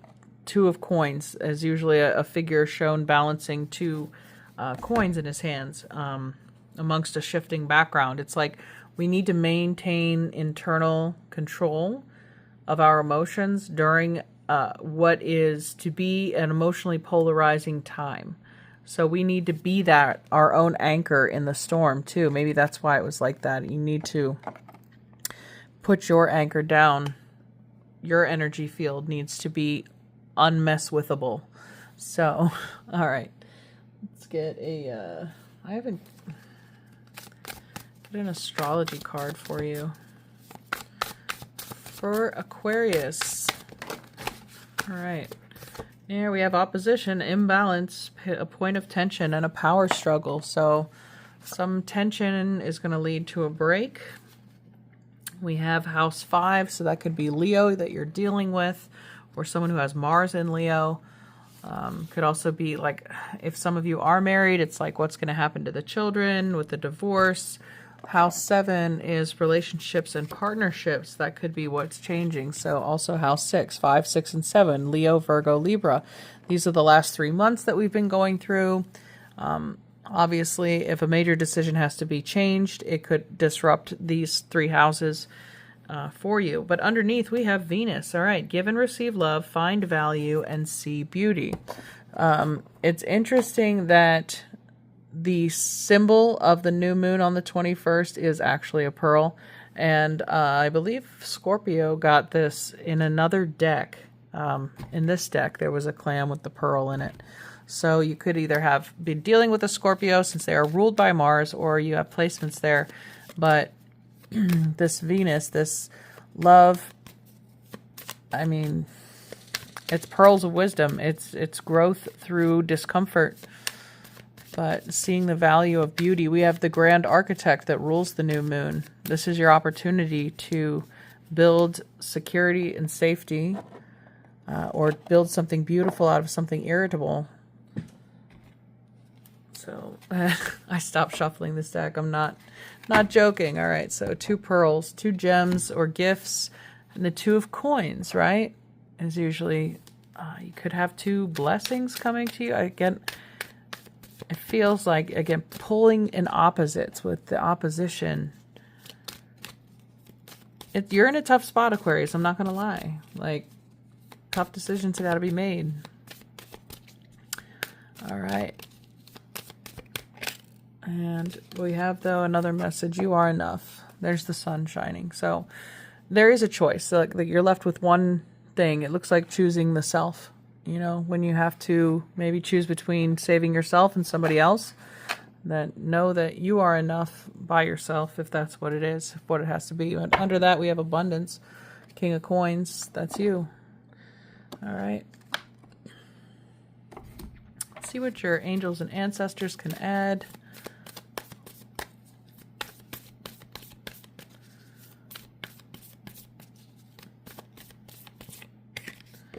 Okay. Animal guardian, trust your instincts. And underneath is the shaman, trust in higher forces. So double trust. A lot of trust is going to be needed. Underneath that is the sun. So the brightness and lightness of the sun says everything's going to be okay in the end. If it's not okay, it's not the end. Your Queen of the Moon Oracle.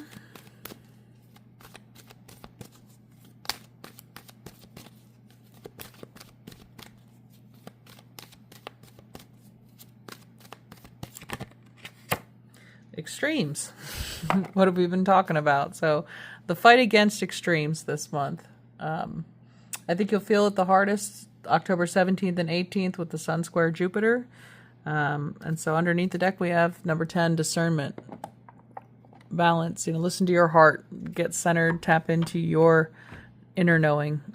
You're going to make the right choice. So, but avoid being pulled in either way. Emotions are going to be intense this month.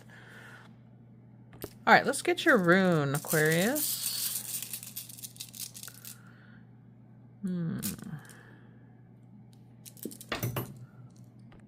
All right, the one that fell out was Manez, or mankind, the human archetype. It is man as a manifestation of the divine, the expression of fulfillment of human potential, intelligence, reason, memory, and tradition. It is the rune of Mani, the moon, the synthesis of intuition and rationality, transformation, and essence. It's a rune of the rational mind in which powers of the right and left sides of the brain, or thought and memory, interact. Okay, so it's this integration, this merging of left and right hemispheres, of right and wrong. It's finding this happy medium. It's a synthesis. The identification of the M rune with the moon suggests all sorts of additional associations. The man and the moon, relationship between moon and fertility, moon cycles in woman and man, spiritual inheritance, and access to the collective unconscious. They are all concepts associated with the sphere of Yesod and Kabbalah, which governs physical fertility and access to the astral realm of images. This rune might indicate either a positive or negative aspect of the human condition. Raise questions of identity and function, which it means to be human and how one fulfills one's potential, as well as how one relates to human society and what one's purpose and function in life should be. In a reading on a spiritual question, it might indicate a need to tap into the powers of the collective unconscious to draw on race memory for creative solutions and a way of revisioning the world. Manez is useful in mental work for strengthening intelligence and memory and for psychic awakening.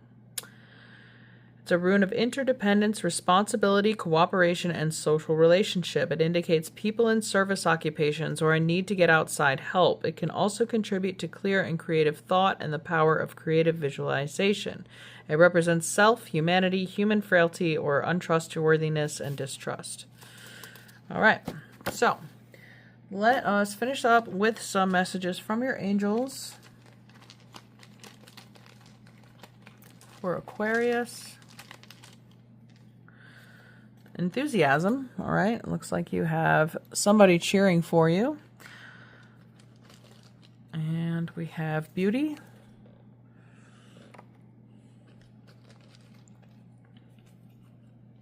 Kindness.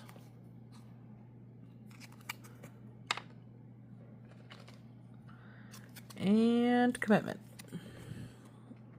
All right, those are your messages for October. Aquarius, thanks for tuning in. We will see you next month. Take care. Bye-bye. Hello, Pisces, and welcome to your October reading. So as I'm shuffling, I'll let you know about our full moon October 6th or 7th, depending on where you are in the world. It's at 11:47 p.m. Eastern Time. This is the harvest moon, so things are coming to a head, culmination in celebration. So that'll be at 20 degrees Pisces in your sign, a sidereal system, and then that popped out, the Hanged Man. So we're going to start with that and keep going. But the new moon then will happen October 21st at 8:25 a.m. Eastern and 4 degrees Libra.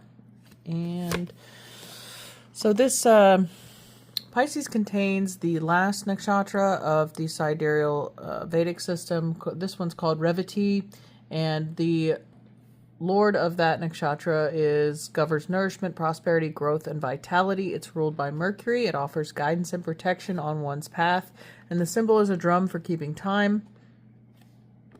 So if you have anything between 15 and 25 degrees of sidereal Pisces, this could be an extremely fruitful, abundant, prosperous, and celebratory time for you.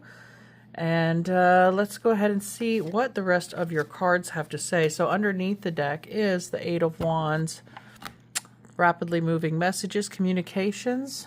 And the Hanged Man is somebody who's been sitting there waiting, but also receiving messages because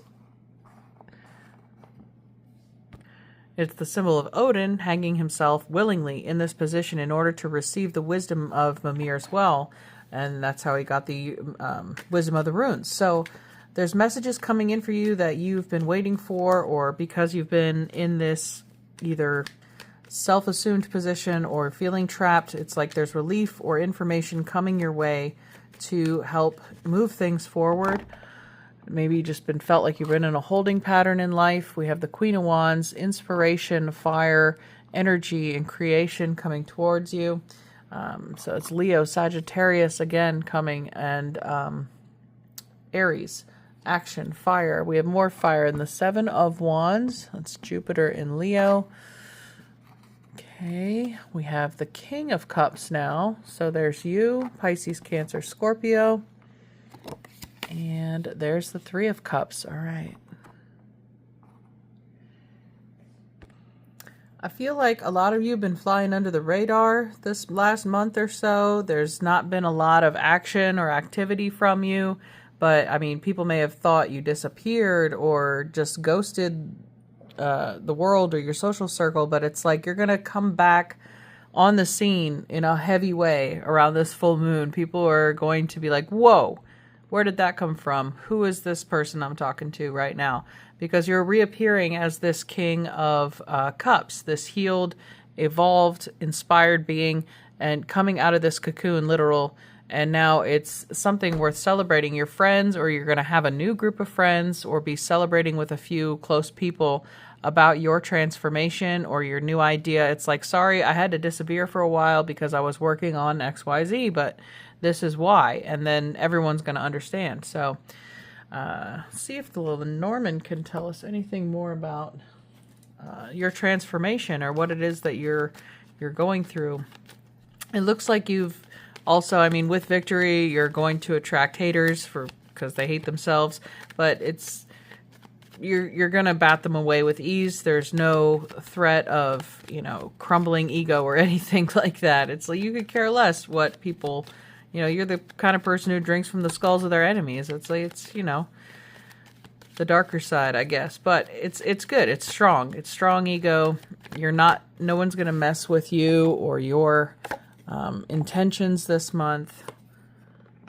You're going to be proven right in the end. It feels like, people are going to get a lot of respect for you and what you've undergone in hindsight. So let's go ahead and take a look at your first Lenormand card. Okay, the Venom, yeah. So poison apple, the owl, wisdom, the ring, commitment, and a woman.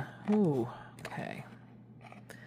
Well, the Three of Cups is also a symbol of, celebration of a wedding perhaps, or a contract. You were hired, you've been signed, you've been committed in some way,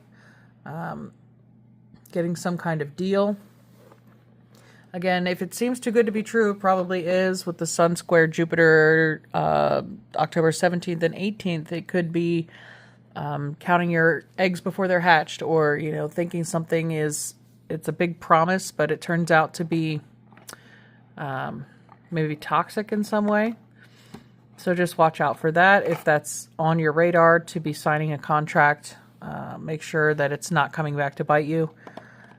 And but a lot of this cocoon behavior, though, was to kind of detox. There was a need to get away from something that was obstructing your own connection to higher self. So there was a lot of noise, energetic noise. Maybe that's what this Eight of Wands was too. It's something you had to get away from for a while in order to reignite your creative process. It was a gift to yourself. Okay, and we do have number 22 underneath, the Master Builder number, and the new moon, the 21st of October, is ruled by Vishwakarma, the architect of heaven. So creating something beautiful with craftsmanship. Its symbol is a pearl. It's ruled by Mars, so a lot of hard work and effort. We had Mars and Jupiter here represented by the Seven of Wands. And we have the Seven of Coins here, signified in this owl card as well.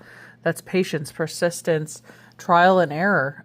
So this Master Builder number, maybe you had to try more than one way, failing repeatedly until you find the solution that works. But there also could be a symbol of, doors opening in front of you, getting offers. Like I said, with this Three of Cups, people want to work with you. They want to get in on your energy that you're now, maybe you just had a makeover, you did your hair or changed your wardrobe or something like that. But your image is definitely noticed. It's being, it was changed and people have taken note. All right. Let's check out your ancestor cards. And I thought ring, I see people like trying to make you offers. You're very attractive this month for some reason. Seductive, regardless of your gender. People want to be around you. All right, a bunch of cards just flew out here. Well, 3, I think. All right, so we have Star Ancestor, follow the voice of your soul. I think you just finished doing that. We have the Water Guardian, connect with your emotions. Well, that's you as the King of Cups, the Three of Cups. You are Pisces, and Autumn, release the old and rest. Yeah, so this old identity, this person is dead and buried, and it's gone. There's nothing left of this former self or this former situation. It has come back. You've come back as the Queen of Wands or the King of Cups. Or the King of Cups, who you can hold both energies. We have blue and red here, fire and water, feminine and masculine. Okay. Okay, Queen of the Moon for you.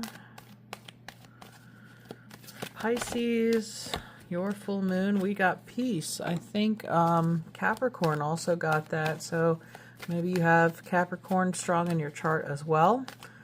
Or it could be talking about peace with yourself. This figure has their arms crossed. They have their legs crossed. Okay, the path, the ascended path. Number 8, the infinity. And I mentioned on the full moon, the deity that rules that nakshatra Revati is the god of nourishment, prosperity, growth, and vitality. It offers guidance and protection on one's path. So either getting on your path, realigning with a higher path, there's something that's come about, a door that's opened, like this, these offers, more ladders to higher dimensions, to higher versions of yourself.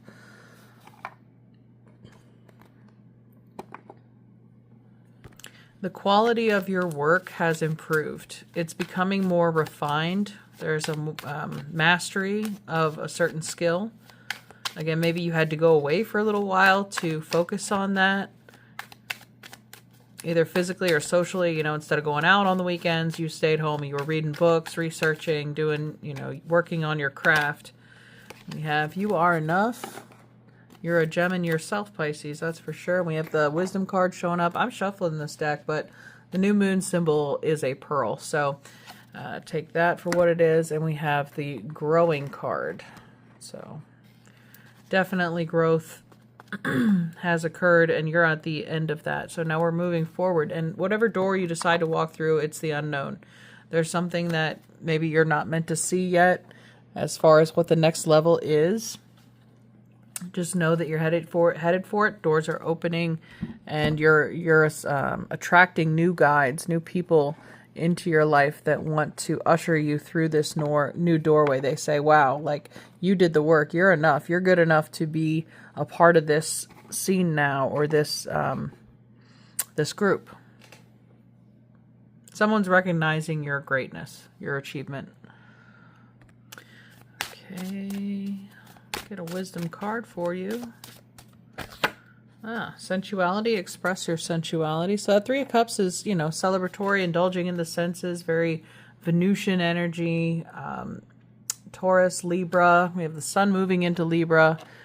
Both are ruled by Venus, and that's October 17th. So that could be around the time where you're celebrating that weekend. The 18th, I believe, is a Saturday. So underneath we have Peacock, raise your standards. Yeah, you did. You raised your standards for yourself, and that's why you went through this metamorphosis process. And you're raising your standards of the people that you're going to share your energy and your time and your ideas with. All right, Pisces, let's get an alchemy card for you for the month of October. Pisces. Excuse me.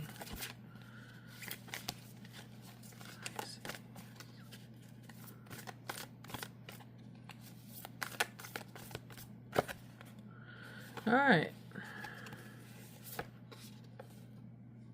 So you got the number 27, antimony.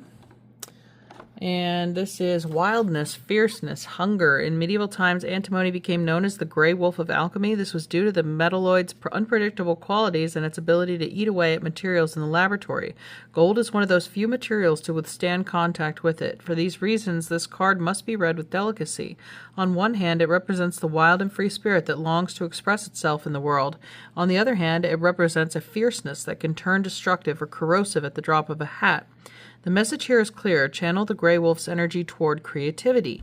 Challenge it to come out from the shadows and express itself. Embark on the creative project or adventure that's calling you, rather than focusing on why you can't. Once you begin, don't quit. The gray wolf responds to respect, not repression. Well, the second card after this cocoon phase, we had the Queen of Wands. And that is, she is Leo, the creative queen. And it talks about, you know, challenge the gray wolf to come out of the shadows, to come out of this cocoon. All right, I split the archetype deck, and I got number 41, the village. So that has to do with, it takes a village to, it's a community. It's this 3 of coins, this celebration and union of people and ideas. It also has to do with venturing outside your comfort zone, out of your circle of safety, into unknown territory. And perhaps that's where you're coming back from, because this card also does talk about a return to your village. What knowledge and experience are you bringing back to share with this community? Let's get some alchemy or magic cards for you. Okay, insight opens a third eye to strengthen intuition. So yeah, you've gained some insight wherever your retreat was within the mind, or an actual physical journey that can be shared with the community. Felix Felicitas, power symbol to create lucky serendipitous events. So maybe that pearl that you get could be a stroke of luck.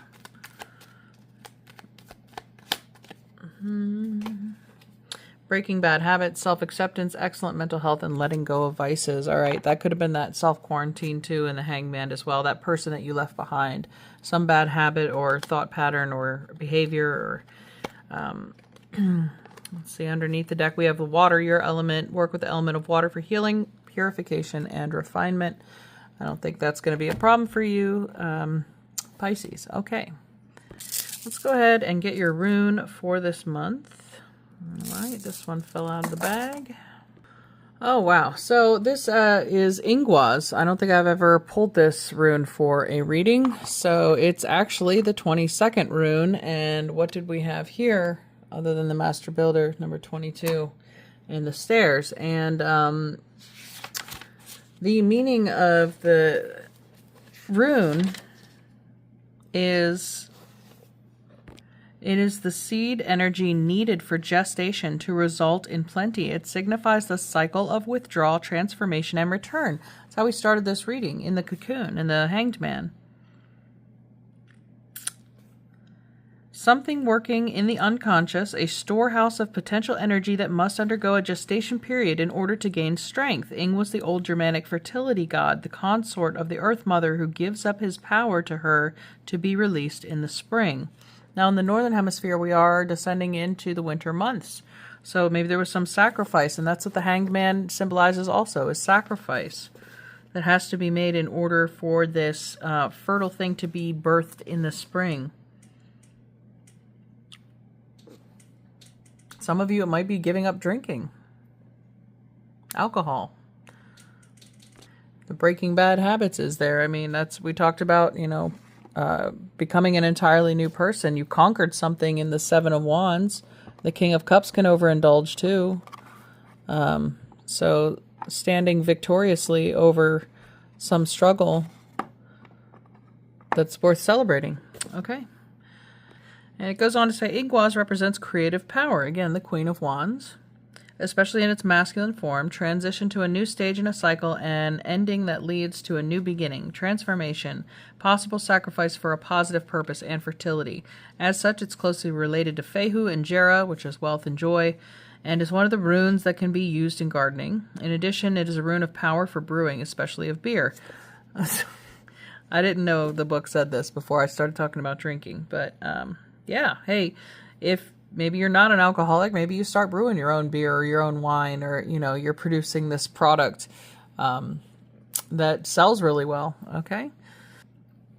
Willis says Ingwas indicates completion, a transition, or a new beginning, a successful conclusion to a project, or a relief from anxiety about it. Peterson feels it indicates peace and bounty in the external world, sensuality, serenity, and love.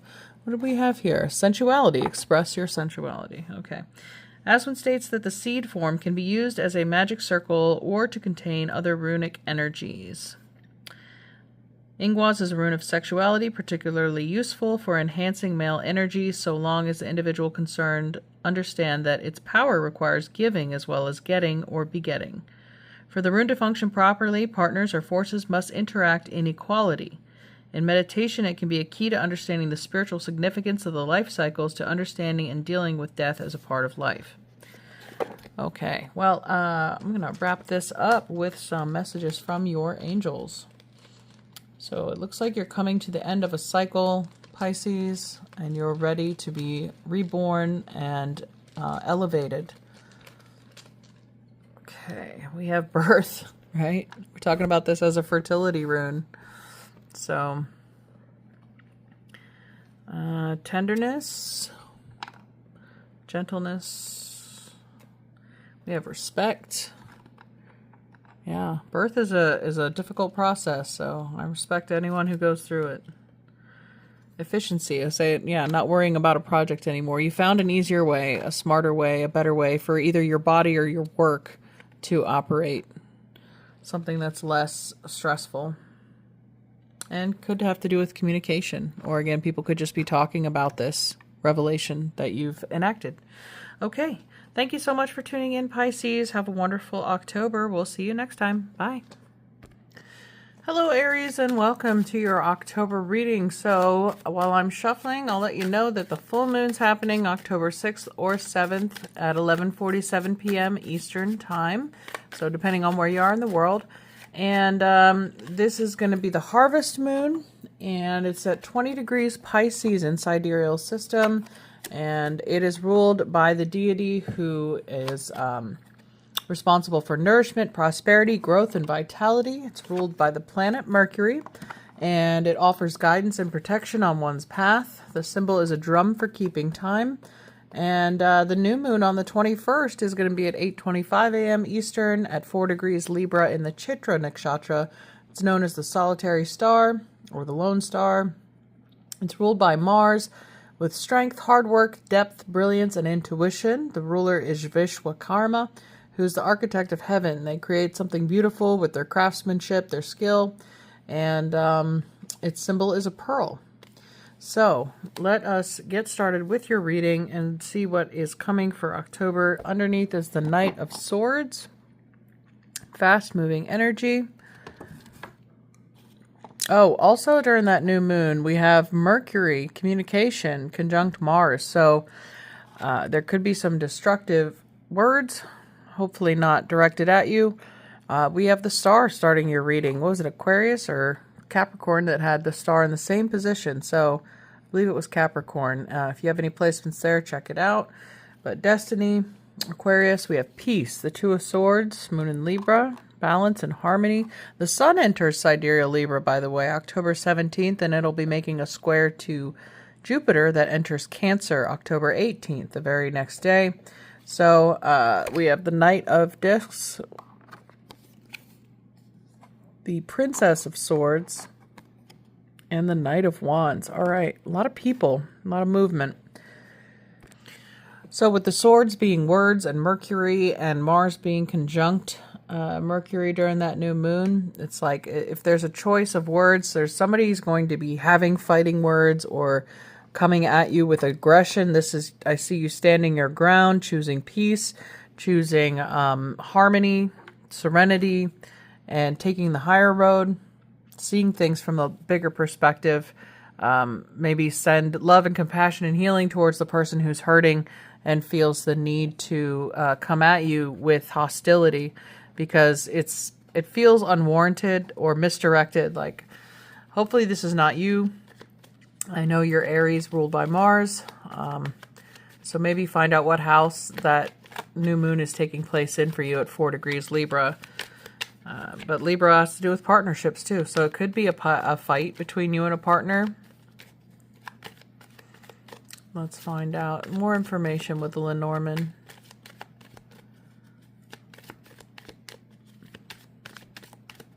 Could be an Aquarius. All right, so yeah, the birds, communication, more calls. Maybe you posted something controversial and that started like a Twitter war, or like somebody misunderstood or got triggered, or, you know, through a communication that you gave, or vice versa. But all right, so the birds, the gossip, the communication, a mountain, an obstacle, and I'll have to censor this card, but it is involving a woman, female,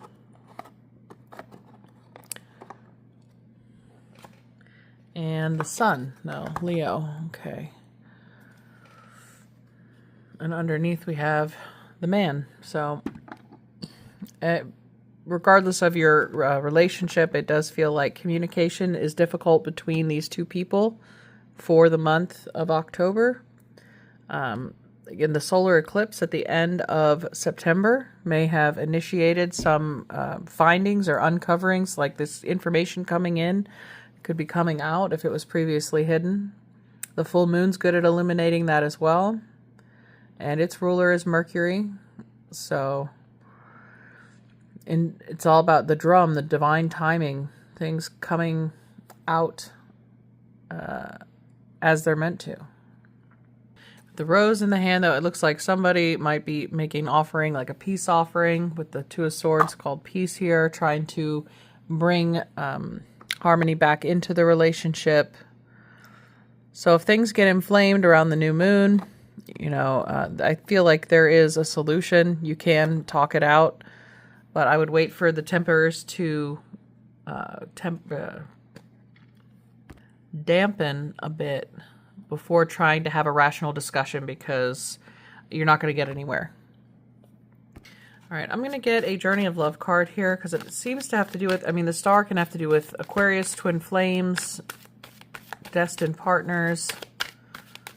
If this was a challenge for both of you to overcome, perhaps. Journey of Love card. Loving all there is. So that's number 22. Some of you could be coming from the Pisces reading. Master Builder number there, but the 22nd of the month, that's the day after the new moon, so watch out. But loving all there is, taking the good with the bad, you know. Life and partnerships are not meant to be all sunshine and rainbows, but I mean, obviously get out of a situation if it's unsafe, but this doesn't feel, it just feels like a bark is worse than the bite, or there's no physical harm or danger. It's just somebody has multiple sides or personalities, and they can be difficult to love at sometimes. And again, if it's not between two partners and it's you in the external world or somebody coming at you, it's we have, you can love all that is. You can love your tears and your sadness, for they are a testament to your open heart. You can love your numbness and fatigue, for they show that you have worked hard and are now in need of rest. You can love your energy and passion, even when you are so far ahead of the pack you have to wait for everyone else to catch up. Maybe a day, maybe a decade or so, because you choose not to curb your enthusiasm for anyone. You can love your anger, because underneath its fire is a desire for respect. And you can love your peacefulness, because within your heart you really don't care much for fighting sometimes. If there is something that is shaming you, worrying you, challenging you, it's okay to just love it. It will make sense when it needs to. Until then, just love it, even when it hurts, for it's part of your own divine nature awakening.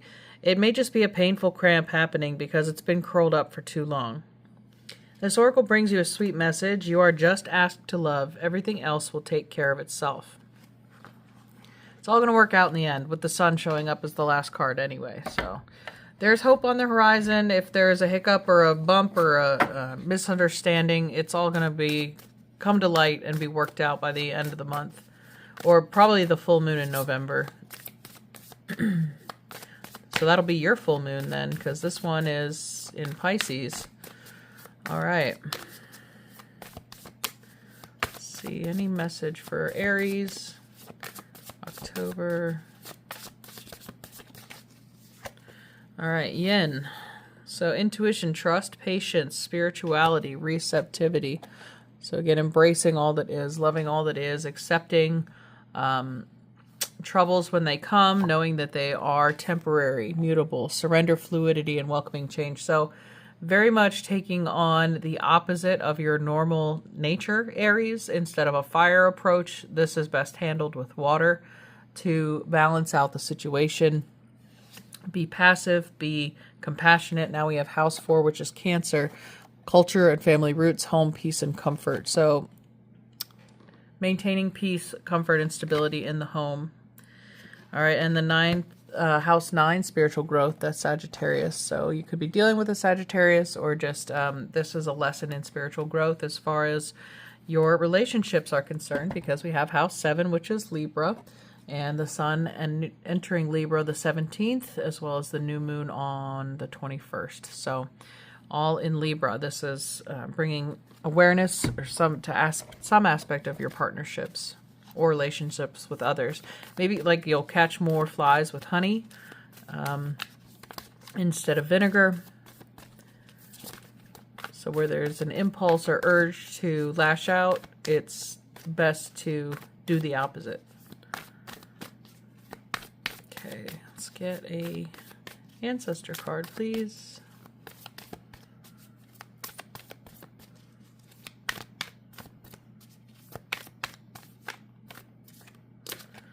Okay, Eagle. Yeah, see from a higher perspective. Take the high road. Zoom out. It's not, don't stress over the little things. Underneath we have White Witch, be the light. So,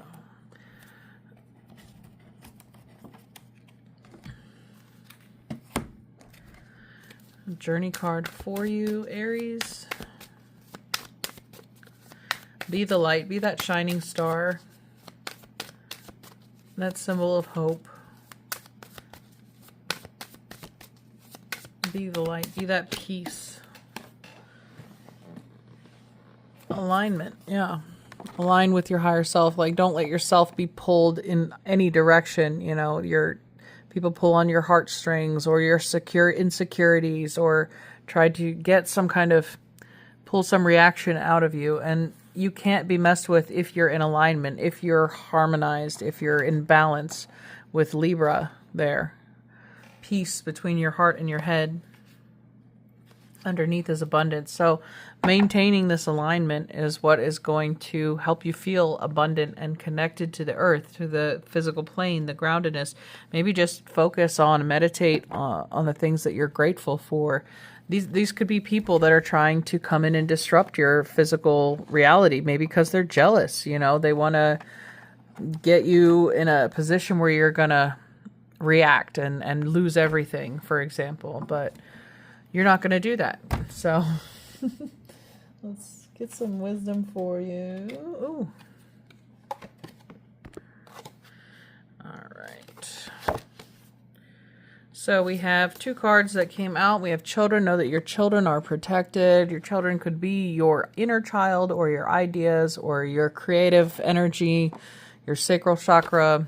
We also have dragon, discover your courage. Yeah, it takes a lot of courage to take the high road or the more difficult route. And then we have confrontation. Pick your battles wisely. Yeah, there's some conflict going on, Aries, this month. So save your energy for that which is more important, yourself and your own security. Okay, alchemy card for Aries. What advice from the alchemy deck? Ooh, Saturn, number 7. Has to do with karma. Number 7th house being Libra, partnerships. Also constrictions, contracts, restraint, self-governance, control, structure, authority, and consequences. So maybe this could be a conflict with authority too. Saturn is known as the great ruler, the authoritative father, and the structuring force. Limitations, rules, logistics, and laws all fall under Saturn's claim, and they insist on our adherence. Saturn constricts, it corrects, it governs. The force of this planet is mind-bogglingly frustrating, especially for creative types, as it can feel like a limitation after another, yet its ability to support is unmatched. No creative project can come to be without the Saturnian qualities of commitment, endurance, and steadiness. The tick of the clock reminds us of this planet's steadfast presence, eternally measuring. It's no surprise it's associated with the metal lead and its qualities of density and weight. To embrace Saturn is to embrace the foundation and become one's own central authority. It's not as dull or easy as it sounds. That's Saturn's secret. So inner strength. It feels like, again, with this alignment card, this feeling grounded and connected, like you're not going to be uprooted, like nobody is going to violate your personal energy or authority. You have true self-control this month, or that's what you're working on. That's the challenge. All right, so I split the archetype deck, and I get the Eternal Child again coming out, and we had another reference to children. Maybe somebody was, I don't want to say threatening, but like or maybe your kids are being bullied or something. But if you don't have children, again, the Eternal Child, the inner child, It's like maybe somebody triggered something from you, some unhealed childhood wound that you're like, you know, you thought you were over, and that's how somebody's able to inflame your senses or instigate anger. But loving all there is, loving that wounded part of yourself and recognizing it is the first step in overcoming it, into healing it, protecting it, embracing it, you know, not hiding it or feeling ashamed of it. It's like, okay, you know, I'm going to love you so nobody else can hurt that part of me again. All right. Let's go ahead and grab a rune for you. Okay. I think that's Jera. Okay, it's spelled with a J, but it's pronounced Yera, so meaning year. So the turning of the wheel, so the Wheel of Fortune, the World card, changing of the seasons. We just had an equinox, September 22nd. And Yera's year wheel yields good harvest, right reward as seasons ripen. And we have a full harvest moon, October 6th or 7th. And I mean, what does Saturn's scythe do other than cut the wheat for the harvest? Well, Yera is a model of the cyclical pattern of the universe, which expresses the blessings of the Norns in a different way. It's the yearly cycle of the sun, especially the summer half, when crops are sown, grown, and harvested. Yera represents the natural law of cause and effect, reward for right action, and governs both cosmic and physical fertility. It's the dynamic dyad and the omnipresent circumference. Well, what is cause and effect other than karma that Saturn rules? And for Aswin, this is a rune of time, and Saturn's father in time, Kronos, encompassing the powers of all three Norns. If one arranges the runes in a circular calendar, okay. Like the cycles of the seasons, Yera manifests the principle of the eternal return. Okay, so Yera can be used to move energy through the body to tune into the flow of cosmic force in martial arts or in ritual. In healing work, it should be used to encourage natural bodily processes to move back into alignment. It's complementary, and energy can be used to energize a relationship. It is also one of the primary runes to use in gardening to encourage natural flow of growth energy.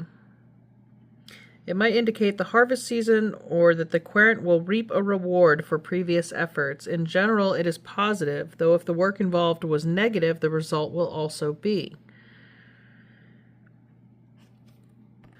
It can be used to rebalance things that are out of alignment. Yera is almost always encouraging in readings. It creates gentle changes, moving things faster when the left-hand angle is uppermost and the slowing them when the angle is on the left is lower. So I guess that slows things down. I'm not sure which way this goes. It looks identical. Anyway.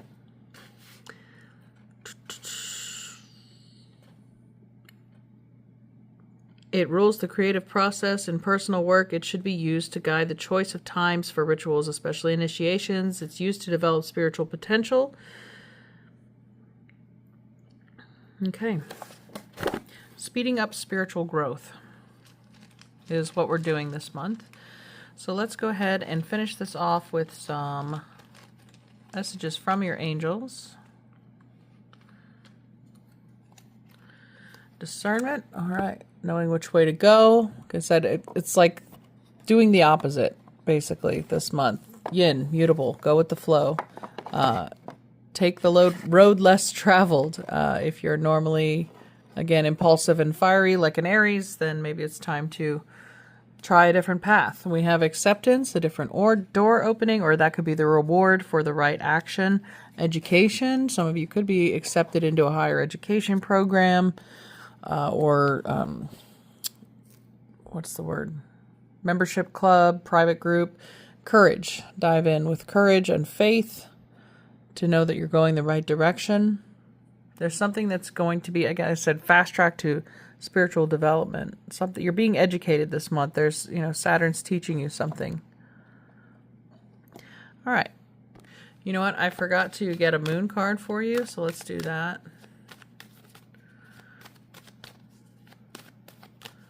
For Aries,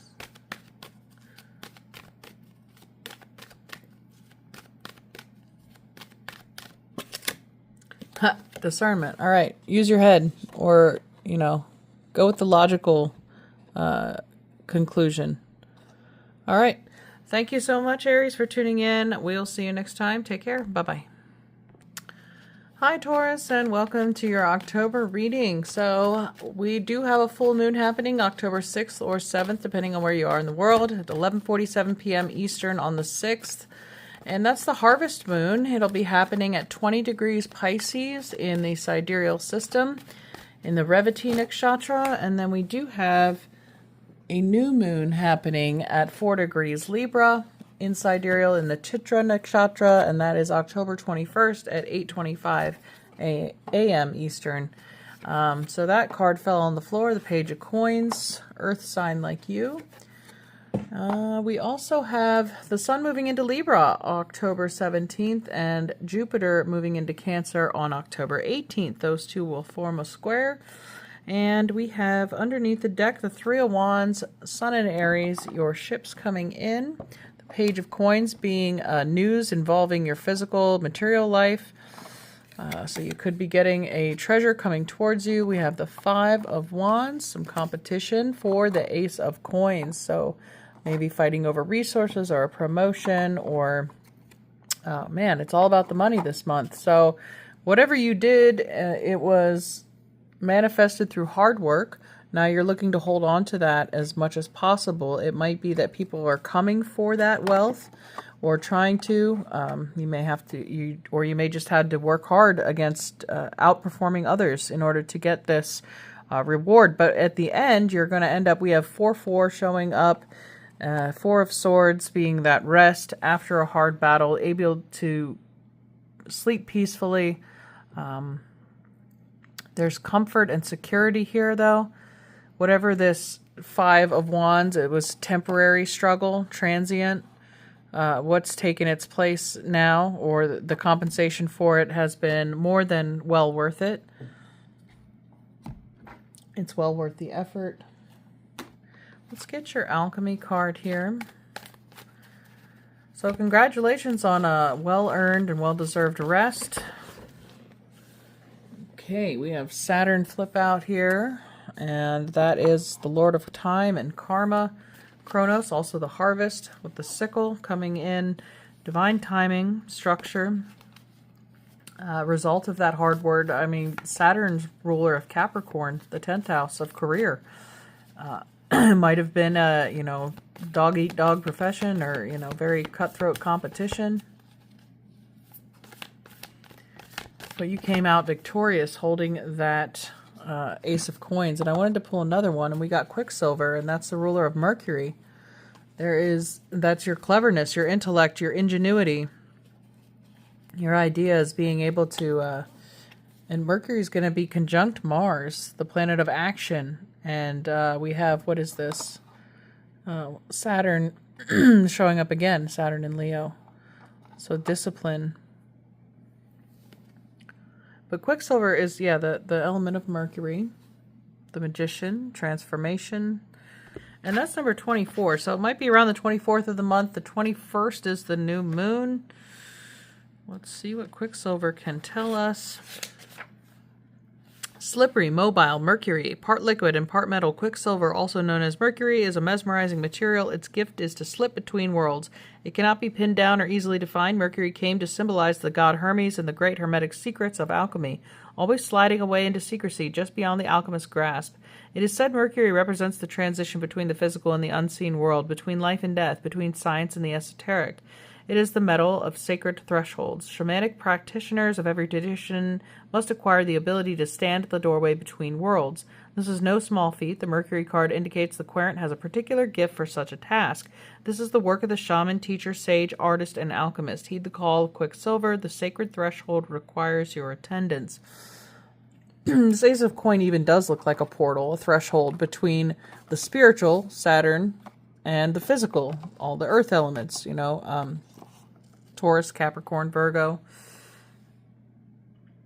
But I'm most intrigued by this prospect of rest after all this work and struggle that you've gone through to acquire this, or to make this working happen. All right, and split the deck here for the archetype card, and we get the Starborn, number 3. Makes me think of the Empress, the fertile egg there starting to hatch. This looks like also an egg. Oh, we started this reading with a 3. So 33 could be an age. Also is a master teacher number. So the star child is the divine child, the star child, the destined. The elusive yet radiant aspect of the self, the starborn archetype, points to the cosmic spark of the light that arrives with each being at birth. The moment the newborn crowns, whether vaginally or surgically, the royal stars above are said to constellate in a unique way that shapes and maps our path in the world. The idea of destiny is controversial, yet the starborn naturally feels a sense of destination and purpose, aiming itself toward a future that is beyond the mundane. When this card appears, travel back to your birth story for clues and insight. What did you desire when you were young? Practice seeing your life from the mythic point of view rather than as a series of logistics. Read the story of the 3 fates and envision yourself born under the stars with a unique destiny. So, a couple other readings got the star card today. I believe it was, I think Capricorn and either Scorpio or Sagittarius. So, you might have placements there, but this also tells me that you need to look at your birth chart and see what transits are coming. It might be a Saturn return or a hard Saturn aspect that you've just completed or pushed through.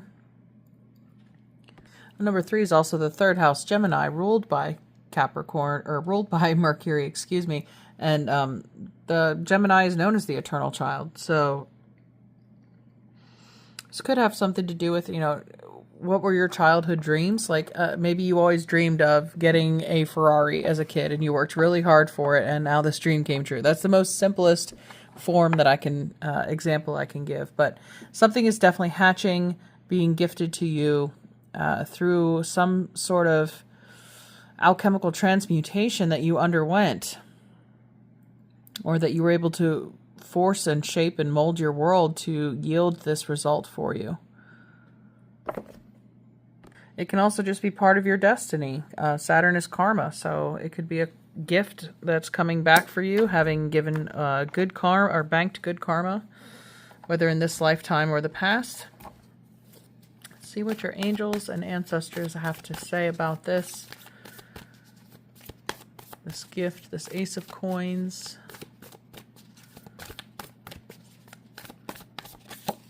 All right, traveler, move in a new direction. All right, so maybe it just gives you freedom to travel, or you can astral travel as well. But move in a new direction. Yeah, I think you've achieved all you can in some field or realm, and this is like, I'm done. Now I'm ready to rest. I'm ready to retire, sail the world, whatever it is. We have Hunter, track down your fears and desires. Yeah, what do you desire now? Or maybe this is, again, I've done all the work that society expected me to do. Now it's time to go back to my childhood and say, well, what did I really want to do? I could be a CEO of a finance company, but secretly I always wanted to be a chef. So now I can go explore that opportunity. It's because I'm free now. I either paid my debt or did what I was supposed to in order to free myself to this next level. So since you're traveling, you're on a journey here. Let's get these journey cards. We have rest. Yeah, wherever you're going, it's a long awaited and well-deserved vacation. It could be, again, in a ship over water, overseas, and a light in the dark. All right, so that could be what you're doing as you're traveling, spreading and anchoring light. That could be part of your fated mission here. Bringing clarity to others through your own experience. But, all right. Or getting clarity on why you went through everything you did. All right. Okay. Moon card for Taurus.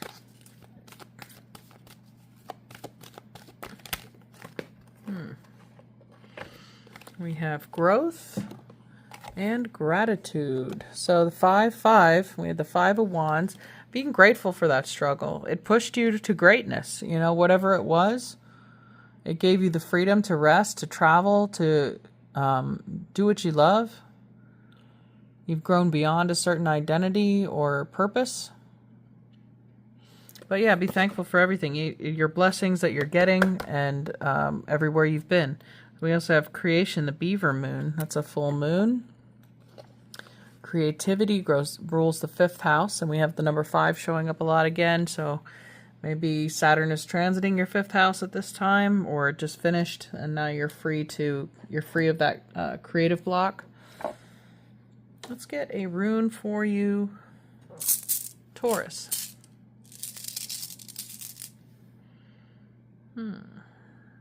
All right, and believe it or not, we got Gebo. This is the 7th rune, and we had Saturn, number 7. The 7th house is Libra. The sun enters Libra on the 17th when it's squaring Jupiter, so that's when this blessing or gift can come in, this gratitude. That's what I felt with this Ace of Coins. It's a gift. All right, so the 7th of the month, that's, yeah, right on the full moon.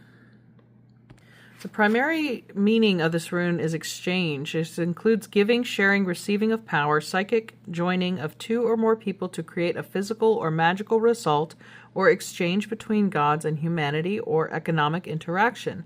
It may also involve sacrifice, including self-sacrifice. The triple gift of Odin is consciousness, life breath, and form. Thorson also picks up on a marriage implications to give the rune a meaning of mystical marriage. Initiatory function of self-sacrifice, as Odin sacrificed himself as a prelude of transformation. Giving can be sourced by unwillingness, both for giver and receiving. A gift can confer independence or prosperity on the receiver, or it can bind him to the cycle of dependence. The principle of balance must be applied at a psychological level rather than at that of the ledger. Those who give should be grateful for the gifts that have put them in a position to be generous. Those who receive should be provided with opportunities to pass the benefits on. And how interesting that we have gratitude there. All right. Of course, being grateful for what you have opens the door for more blessings to come in.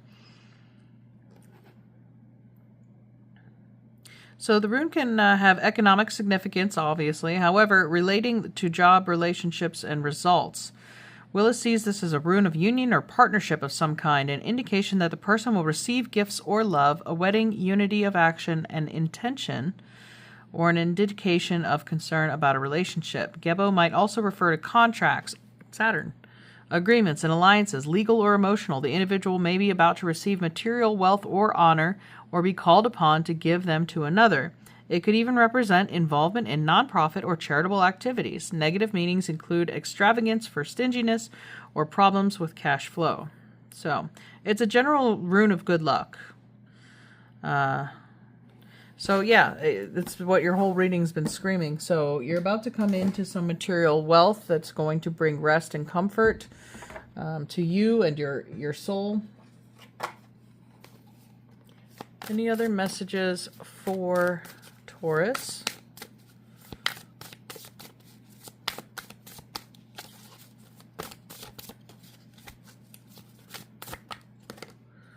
Okay, we have fire, confidence, optimism, passion, and bravery. Okay, well, it did require some fire, some effort, or just reigniting the fire in your heart, the desire, again, to travel or to fulfill your destiny as the Starborn. Okay.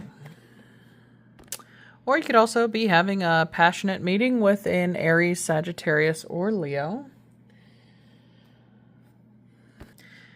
Here we go. Let's finish up with some messages from your angels. We have resilience. Yeah, the ability to bounce back after that struggle there in the Five of Wands. Patience. Yeah, you had patience for your blessing to show up. Freedom. Yeah, the freedom to travel and rest. And expansiveness. You're definitely going places or planning a trip this month, Taurus, but you certainly have the resources to support that. All right. Thank you so much for tuning in. We'll see you next time. Have a beautiful October. Hi, Gemini, and welcome to your October reading. So we do have a full moon, October 6th or 7th, depending on where you are in the world. And that'll be happening at 20 degrees Pisces in sidereal astrology. So we have a new moon, October 21st, 8:25 a.m. Eastern Time at 4 degrees Libra in the Chitra Nakshatra. If you have anything in the early degrees of Gemini, it could be harmoniously trined by this new moon, opening a doorway for you to plant some powerful seeds. The new moon is ruled by Vishwakarma, the architect of heaven. So creating something beautiful with your craftsmanship, your hands. This is actually the full moon's ruled by Mercury, your ruler, and the new moon is ruled by Mars. So let's see.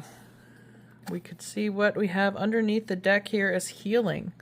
And that's going to be the King of Cups. Awesome. Our first card is Suppression, the Ten of Wands. Somebody's been working too hard. Your bones, your nerves are shot, your bones are broken, you're tired.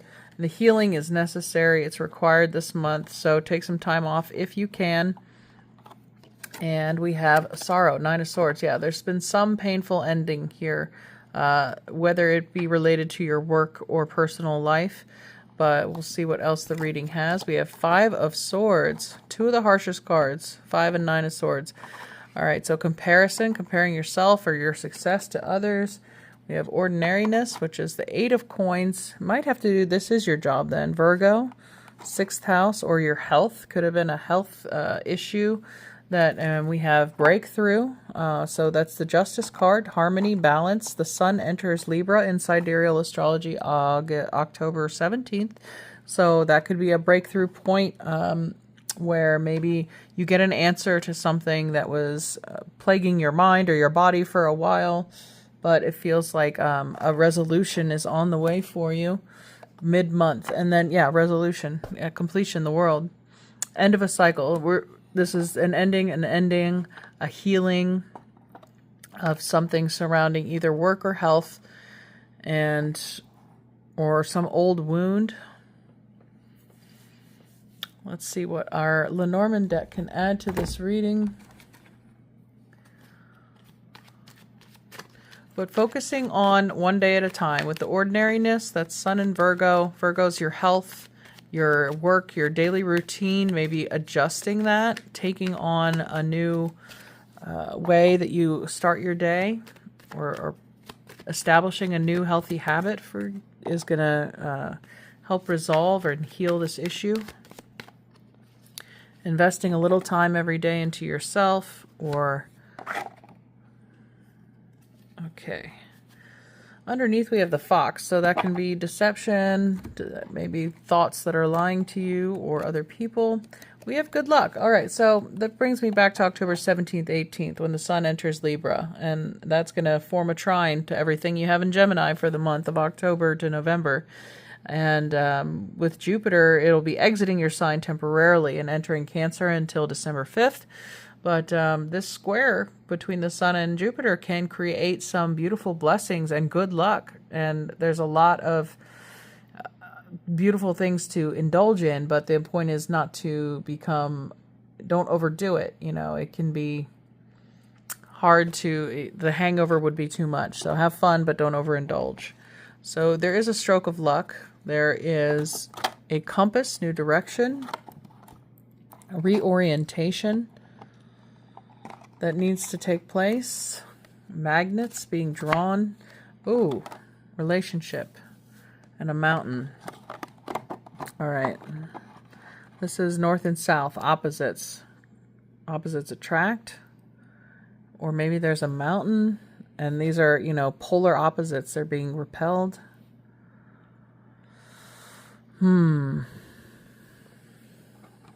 If you had recently gone through a difficult breakup, this is pointing to a bigger, better partner, a more stable solution on the other side. I mean, it's been a long road. It's been a tough journey.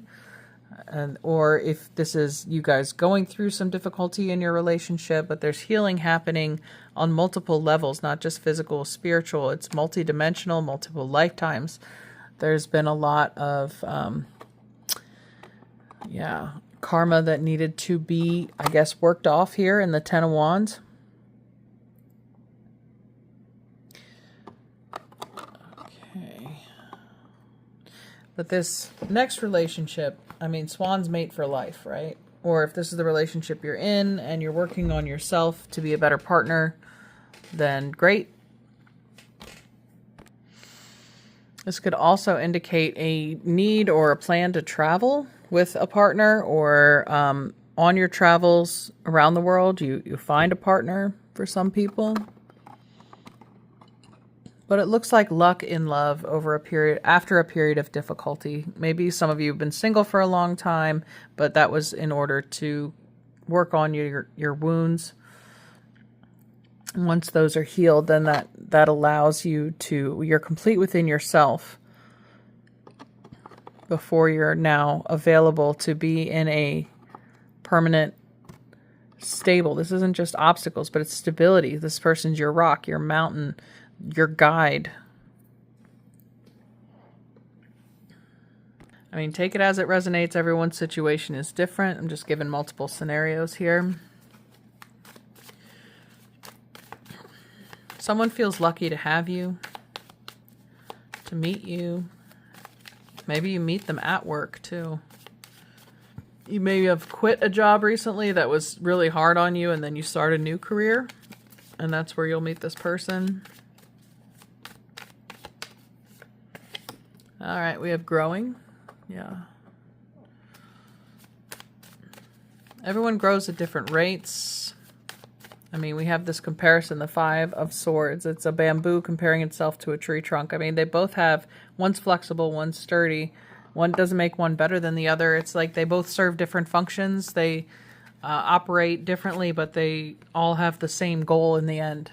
Grow towards the sun, right? Cosmic flow. All right, go with the flow. There's no more struggle and stress or strain. We have the King of Cups here. Underneath that, as I lifted that up, we have the Eight of Cups, letting go. Go with the flow. Release. The pain, the sorrow, the worry, the hurt, all of that is leading to a healing and a revitalization, giving you the strength to break through. And just allow love in, the love to flow into your life. We have the Whisper. Somebody, just so keep an ear out. You might get a message from this person, or they might whisper in your ear, or with Mercury being your ruler, they could also be a Virgo or Gemini as well, or Libra. Pisces, Cancer, Scorpio. Okay. But also, I mean, it refers to a reduction in the volume of your life. It's like the volume knob's getting turned down. This was way too much, you know, whatever this was. We're getting that turned down to a whisper. I think it's like fading in the distance. The further away the sound is, the further you get away from that situation. All right, what about your alchemy card?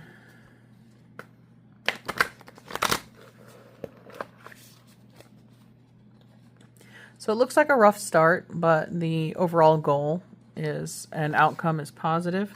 We have the Void, the Aether, number 42. Now we have 24, 42, and 42 showing up again. So you might be seeing repeating 2s and 4s, but the Void, of course, makes me think of that new moon, October 21st. That's in Libra.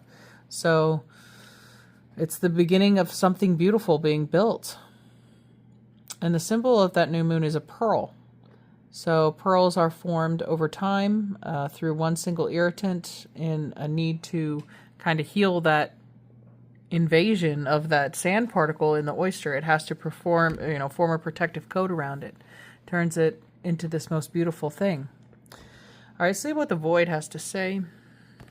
It is titled The Liminal, the Darkness, or Destiny. The Void is a mystical riddle in and of itself. It cannot be understood by means of alchemy, chemistry, science, or spirituality. It astounds the most adept seeker and humbles the philosopher. From the depths of nothingness, all feelings and possibilities are birthed. Behind the curtain of our material world, the power of eternal spaciousness is at work. This card may appear at a time when something has been released, a relationship, a possession, a title. But the Void is much bigger than any worldly entity. When an alchemist approaches the Void, destiny shifts in the darkness. Like magnets, you are drawn to it as it is drawn towards you. I was feeling the magnets here in 42 in the compass, right? Meditation is critical at this time. Just sit and breathe. Surrender to the vastness. There is an electricity between you and the void that is sacred and timeless. From its center, everything is born. It says, watch the movie The Never-Ending Story. That was one of my favorites as a kid. It's a classic from the 80s, so check it out if you can. But the aether, the void, it's like the fifth element, the nothing, right? As an image, the void is a powerhouse. Use it as a point of focus in spiritual practice, in contemplation, or as an inspiration for creative work. The void may be interpreted as a God-sized hole. We are tempted to fill the absence with something, anything, but the alchemist knows the work is to wait and observe. So yeah, wait for the whisper. Wait for the opportunity to come to you. This breakthrough that's going to come. The missing piece of the puzzle, right? There's a surrender here that needs to happen.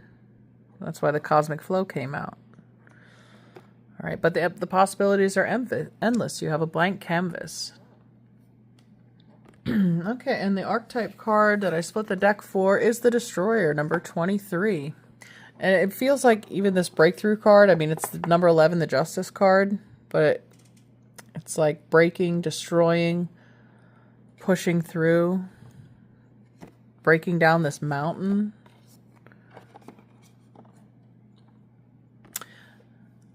All right. I just think of the goddess Kali, the Destroyer, in Hindu mythology. But we're making space, right? We're clearing out the void to create the void. All right. So the Savage, the Unexpected, the Rejected, the Destroyer, the final of the three archetypes in the trio of existence, has necessary yet painful work to do in the world. Culturally, we have an aversion to endings, and we hang on to performance as a signifier of success. Yet the Destroyer pulls the rug out from underneath relationships, jobs, homes, and all forms of security. It's the part of us that wants things to end. Its painful orientation is to uncover our true purpose. The Destroyer does not let us linger long in comforts, as it knows not much happens in that realm. With its piercing eyes, it seeks out stagnancy from a distance, and the rest becomes history. In the old myths, this is the moment when heads begin to roll, the grounds open up, and the castles crumble. Hold on for the ride. The Destroyer has arrived.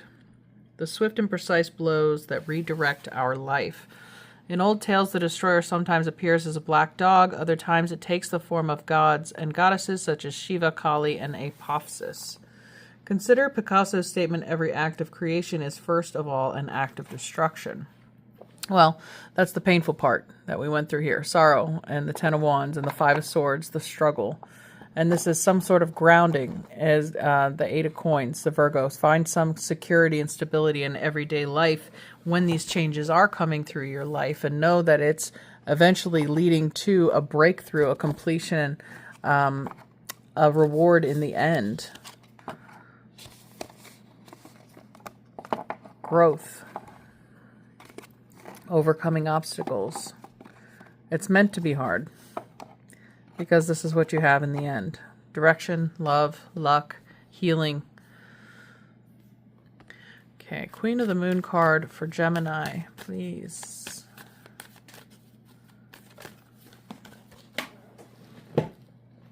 All right, so we had the creation now, the Beaver Moon come out. Destroyer, Creator. It's the new cycle. I believe that new moon solar eclipse I spoke of in my last reading, I guess it was the pick a card.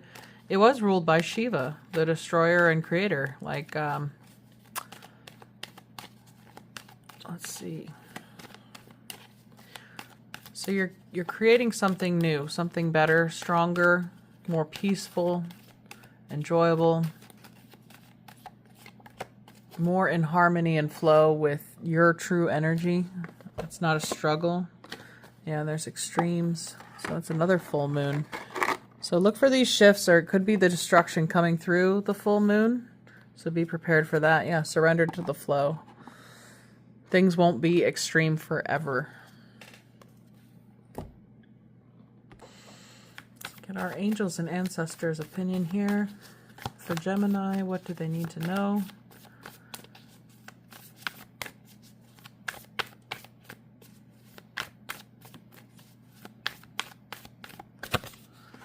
All right, Protection Guardian, drop your shields. So again, you are protected throughout this process of reformation. There's no physical threat to you. Right, it seems contradictory, but I'll read to clarify. But drop any shields of shame, resistance, and fear that are standing between you and your chances of enjoyment and fun. Know that you don't need to hide who you are or the gifts that you have. You were born to shine. The protection guardian is a feminine version of Archangel Michael. She is a fierce, protective, yet loving warrior angel who carries an indestructible shield of power and protection and will come to all who call on her. She will help you drop your fear-based shields and move into a loving, protective force field that will keep you safe, but will allow your gifts to shine out. Although she is here to guard you from lower energies, she is completely relaxed, serene, and confident because she trusts that love will always prevail. Hence our swans and our cosmic flow there. You may have encountered shame or embarrassment in your past, but this is not your present. Angels are drawing close at this time to help you move beyond any limiting thoughts. That could be that emotional breakthrough. Emotions and patterns that may be making you feel unsafe. Yeah, the 9 of Swords, 5 of Swords, 10 of Wands.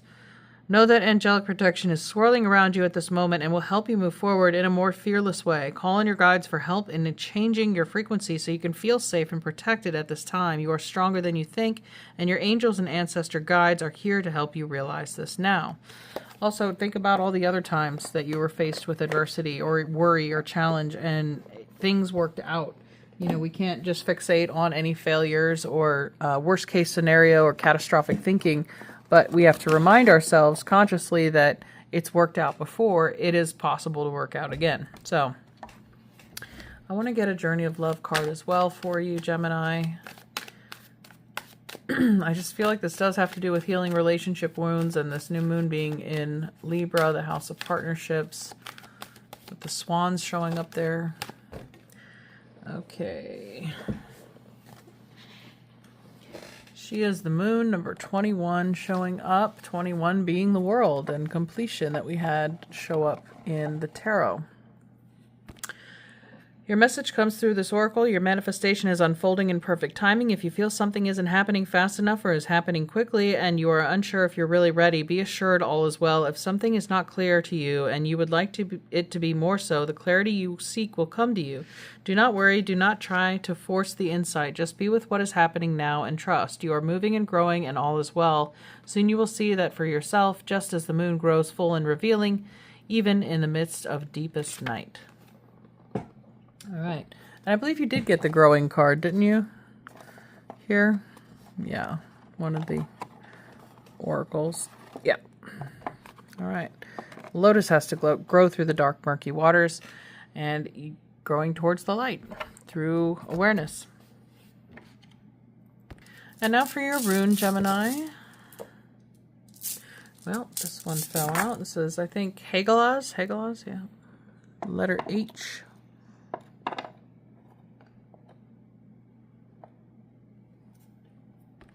This is the 9th rune, means hail, and Hagalaz hails, ice seeds hither, harm is melted into healing. And what do we start this reading with? So a hailstorm, right? It can be destructive, it can destroy crops, but it's also depositing moisture into the soil. Hagalaz is the cosmic ice egg, the seed of Ymir, the stuff from which the world was made. It represents a snowflake. The crystalline structure of a hailstone is a 6-sided matrix. It's the same as that of a perfect quartz crystal. It's a seed pattern of shaping. So like maybe the seed of life implanted for growing. Some of you are fertile or your ideas are fertile for planting under the new moon. If you have a new relationship and you're intimate, that could be a possible outcome. So the powers of the, we also get the word hag from Hagalaz. So, the word for witch, too, comes from the High German word Hatchel, which means witch. So the powers of the hag included weatherworking, and witches were believed to cause hailstorms. The more mystical interpretation of this rune, therefore, seems to stress potentiality and birth. So we talked about destruction, right? And now implantation or rejuvenation, birth. So the hailstorm comes and destroys, and now it's time to grow. Like the hailstone, which can be destructive, missile, or a drop of nourishing water, the cold face of death, or the beautiful face of life. Hagalaz causes disruption in preparation for change or blight and destruction.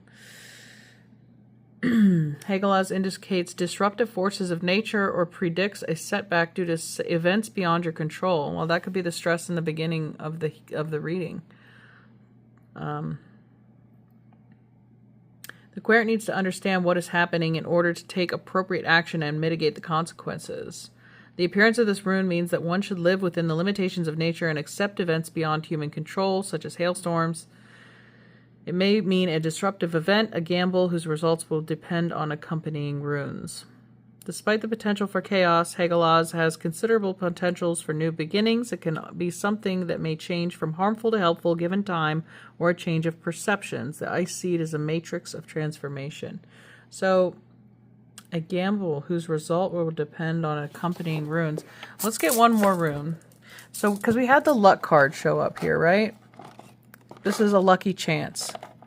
So I would take that as a positive outcome. If you were to take a gamble, take a risk, that it would be a positive outcome. But I'm curious. Okay. What other...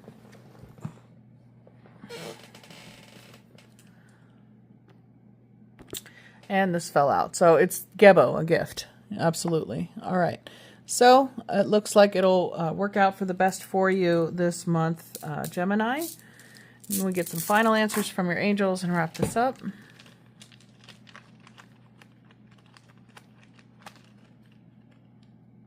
Grace. Accept this gift with grace, or let go of things that are no longer meant for you with grace. Love. Embrace love. Give and receive. Strength. Yeah, you have the strength to weather the storm, whatever's coming through your life or whatever you've been through. Healing is coming. The protection guardian's here. Strength, love, grace, and purpose. Okay. I like it. Well, thank you, Gemini, for tuning in. I hope you have a beautiful and abundant October. We'll see you next time. Take care. Bye-bye. Hi, Cancer, and welcome to your reading for October. We do have a full moon October 6th or 7th, depending on where you are in the world.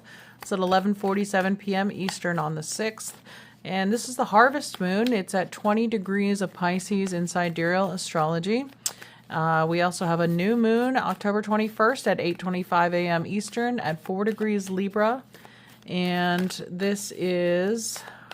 the time where the sun goes into Libra. So another cardinal sign like yourself. October 17th, sun enters Libra. And that'll be making a square to any natal placements you have in Cancer. We also have Jupiter entering your sign, though, briefly on the 18th of October until December 5th, before it retrogrades. And then it will re-enter your sign in October 2026 for about a year, or in June of 2026 for about a year. So... we have expansion, good luck, fortune coming towards Cancer. Let's see what your reading for October can tell us.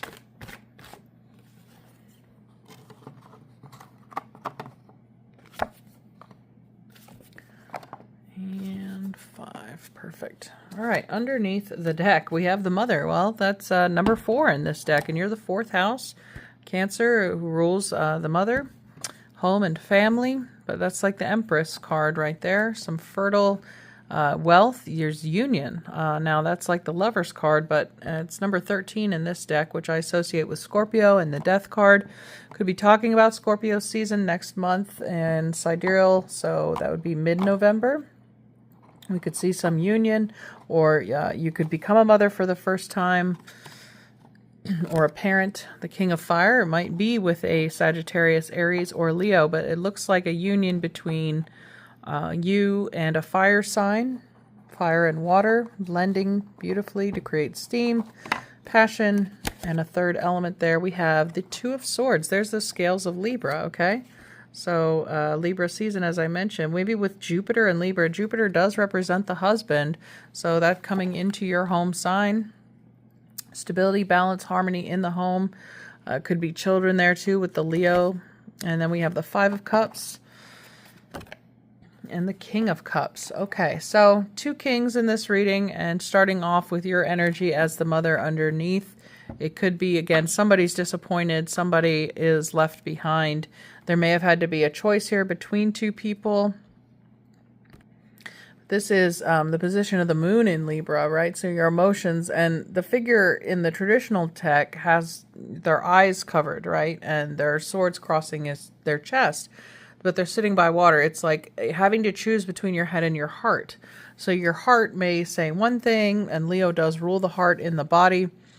But in your mind, you might think, oh, well, this person is the logical choice because X, Y, Z, and it could have to do with your children or finances or some extraneous circumstance. But this feels like, you know, it doesn't matter what you choose. I mean, somebody is going to be disappointed either way.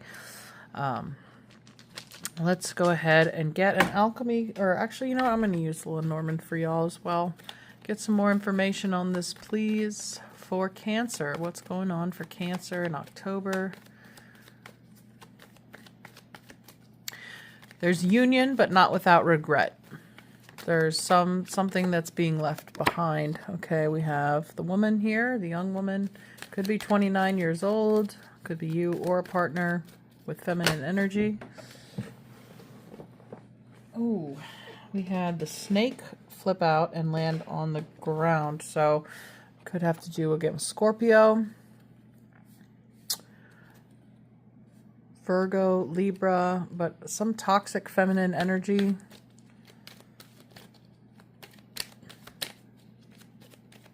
Had to be left behind. We have the sun. Now sun rules Leo. Sun coming out to harmonize, to heal. Or maybe there was light shown upon this individual to show their true nature, their true form.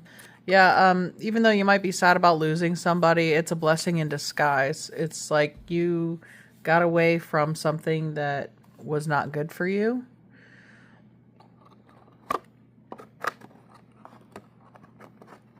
Okay. All right, but yeah, we had the mother here and the child, so it could be a parent-child relationship that is maybe sacrificed. I don't want to say, but it's there's some strain there. Perhaps you are a mother giving your daughter away to a marriage partner. So there's a feeling of loss, like giving away your child. Or it could be even a loss of the inner child, like putting away childish things to become an adult. There is some, you know, feeling of sadness of having to grow up and be responsible and become this mother to yourself or the world or your children or something. But, okay, let's get on with an alchemy card for you.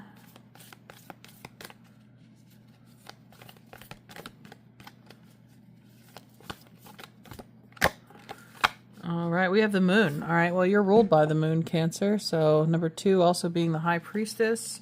This full moon, the 6th or 7th, might be this period of illumination for you, especially powerful emotionally. But full moons are also times of release. This eclipse season may have also been difficult in September.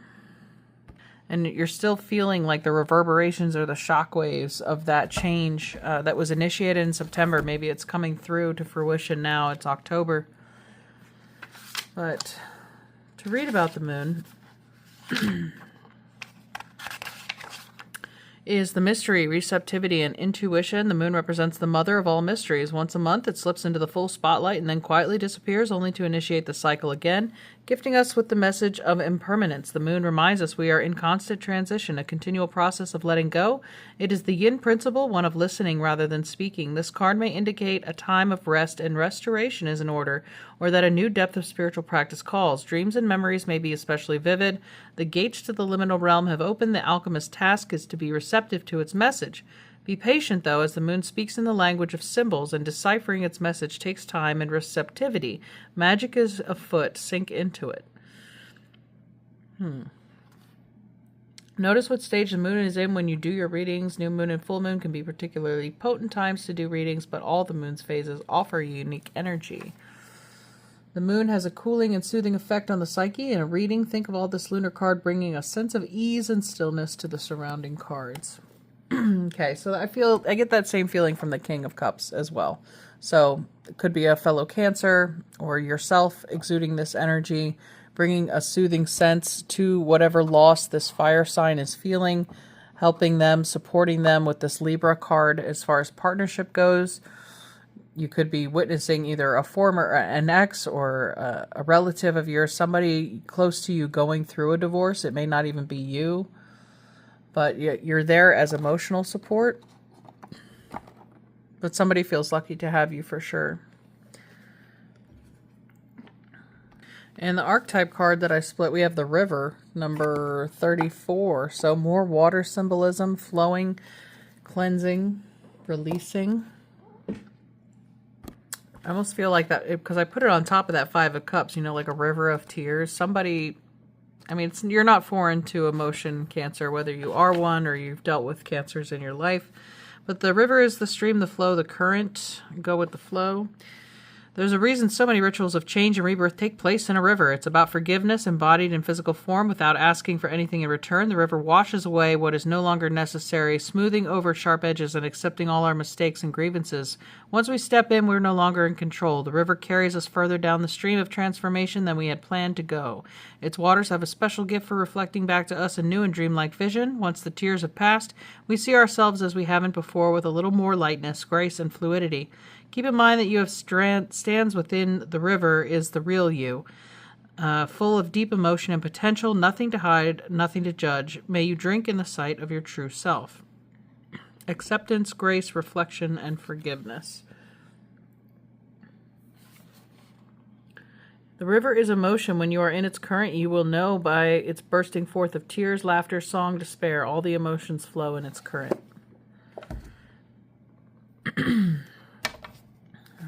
See where this river is carrying you. Ooh, before I do that, let's get the Queen of the Moon card, since we got that moon showing up so prominently for Cancer. Protection. All right, well, your journey through the river, across the river, is a protected one. So it's safe to be vulnerable. Again, I feel like you do have a very supportive friend, or accept support from a friend, accepting what has passed, and surrender. Okay, all this fluid release going on. It's part of the cleansing process in order to reset to the new moon. So I think that the 2 weeks between October 6th and October 21st are going to be when this river kind of rages through your life. But it's going to flush out all these toxins. It's going to release what was no longer serving. So that Jupiter moving into your sign, it could be that trigger point on the 18th. All right, how about a journey card for you?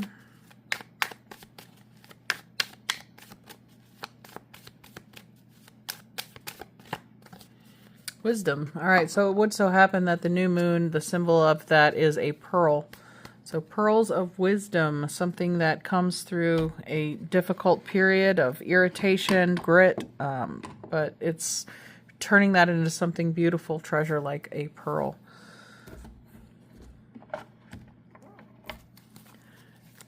Get your angels and ancestors here. I feel a lot of masculine strength coming through. That could be this supportive friend or partner. All right, we have Earth Mother, feel loved and comforted. Okay, so we have the Mother coming up again. Nurture, love, comfort, protect. Broken arrow, embrace the energy of peace. All right, so this poison is being flushed out. There's no more reason to cry in the Five of Cups. Health and balance is being restored to the body, to life. Again, fertility being shown here to pregnant women.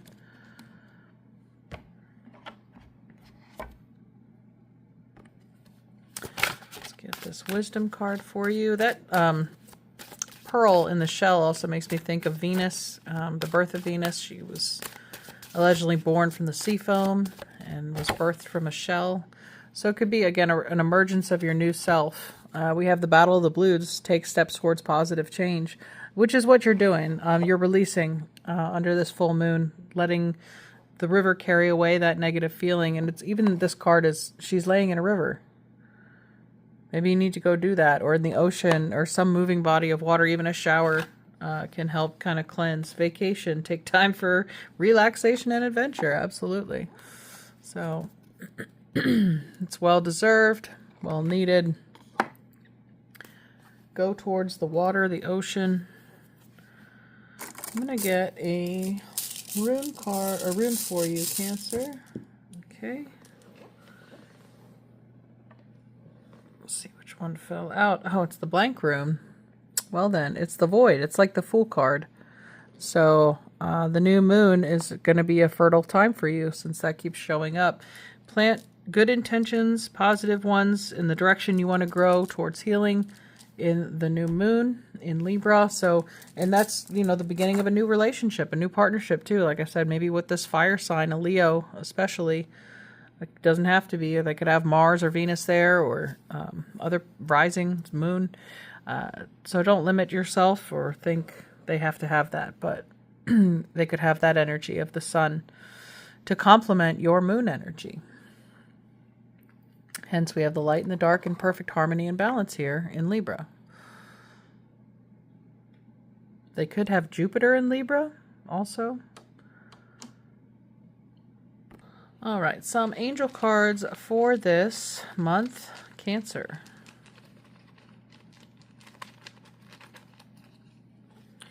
Understanding. Okay.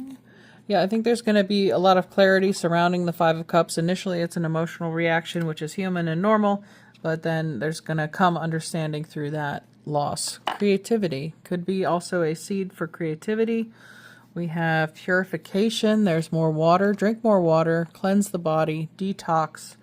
And birth showing up again. You're extremely fertile this month, Cancer. You're ready for a new start, a new beginning. So I wish you all the blessings for October. Take care. Thanks, and we'll see you next time. Bye-bye. Hello, Leo, and welcome to your reading for October. As I'm shuffling these cards, I'll tell you about our moons this month. We have a full moon October 6th or 7th, depending on where you are in the world, and that's going to be the harvest full moon at 20 degrees Pisces in the sidereal system. We also have a new moon happening at 4 degrees Libra on October 21st at 8:25 a.m. Eastern Time, and we have the sun moving into sidereal Libra on October 17th. Jupiter moves into Cancer October 18th, so those two are going to be forming a square with each other. And underneath your deck, we have the Ace of Wands, fire element in its purest form for you, Leo. You are the torchbearer this month. Let's see what else is coming. Oh, perfect. Light in the shadow. Okay, so that's the Devil card.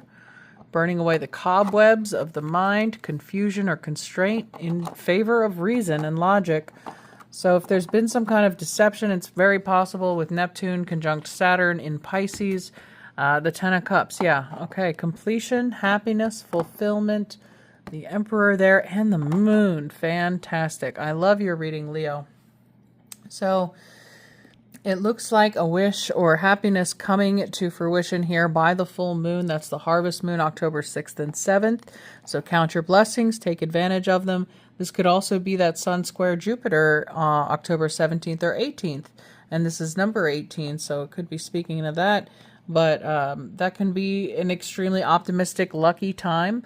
But if, you know, your attention is scattered and unfocused, you can lose that energy. So be conservative, don't overindulge. Luck can be made, had, and enjoyed, but do it in moderation. You know, get out while you're ahead. I almost see this person like throwing dice or something, like taking a gamble. I know that's not what this card's depicting, but it's coming through with that. So if you get lucky, then, you know, quit while you're ahead. We have the Devil, Capricorn, also, you know, ruler of the 10th house. Your work could be, again, becoming your own boss, being promoted by your boss. Somebody's recognizing everything that you have to offer. And they're giving you a new opportunity here with the Ace of Wands. But that's the force of creation coming through. And the ruler of the new moon is Mars. So that's your energy, your element, and of fire. So this is also the nakshatra Chitra, which is ruled by the deity Vishwakarma. He's the architect of heaven, the creator of something beautiful with craftsmanship, and you're the lord of the 5th house of creativity. So there's a lot of energy at your disposal to create something beautiful, to bring light to the darkness in some situation through logic and reason, helping clear up people's emotional state. You're like their grounding, your lightning rod this month. You're able to maintain stability in any time of chaos. You're very confident at the structure that you have established for yourself. You have a strong foundation. You have multiple connections with people, places, resources. But you're feeling very confident and stable this month. Powerful. Most excellent. I'd say, you know, it's been a difficult time for a lot of people after this eclipse season. You seem to be getting the most benefit of the signs for some reason. But, hey... That's a great thing. All right, Jupiter. Yeah, it has something to do with Jupiter, man. I mean, it was just in Gemini. It's going to enter, like I said, Cancer on the 18th. So you might have placements that are being positively aspected by the transit of Jupiter right now, whether it be a trine, conjunction, sextile, something. You're benefiting from this movement of Jupiter into Cancer. It could be also an expansion of your home, your family. And... underneath the deck, we have autumn. Well, we just had that vernal equinox on September 22nd, so it's a season of change, harvest. The fruit is ripe and ready to fall from the tree. Perhaps at this full moon, you know, the harvest moon, time to take your gains and move on. Get out of any traps. You know, it's like being able to see a pitfall before you fall into it.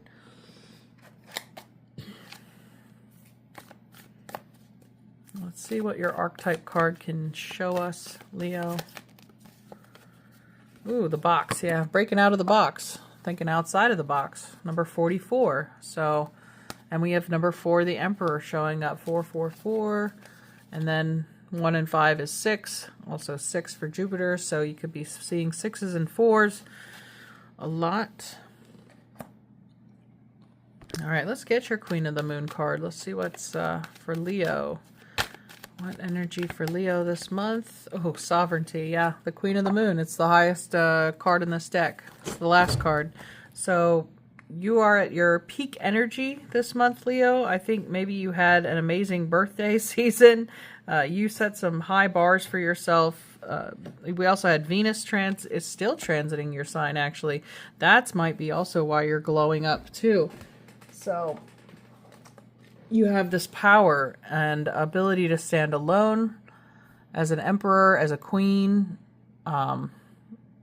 You did it. I don't know how else to say it. You're standing on top of the podium with the trophy and the gold medal around your neck.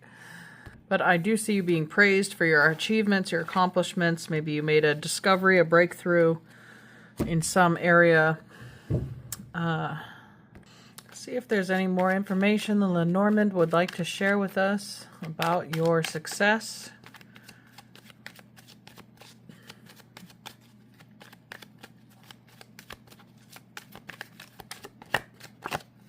Okay, we have number 28, the man, number 28, also the lunar cycle date. Again, it looks like offers coming towards you, patiently waiting for you.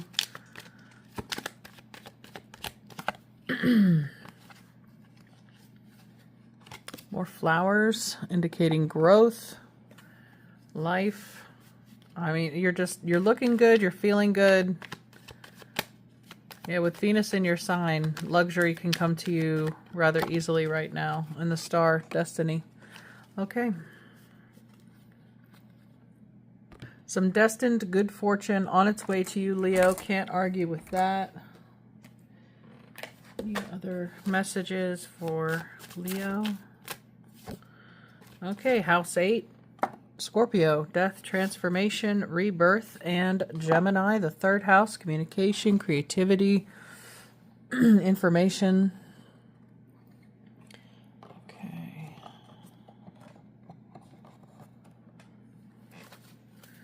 And underneath the deck is Libra. So Sun in Libra, 17th of the month. I think this whole month is going to be lit for you, as indicated by the Ace of Wands, Leo. And Capricorn showing up again because the devil started this reading, right? So 10th house, it really, I think, has to do with your career or your purpose. If you're retired, whatever your mission is, it's mission accomplished this month. So, what else for Leo?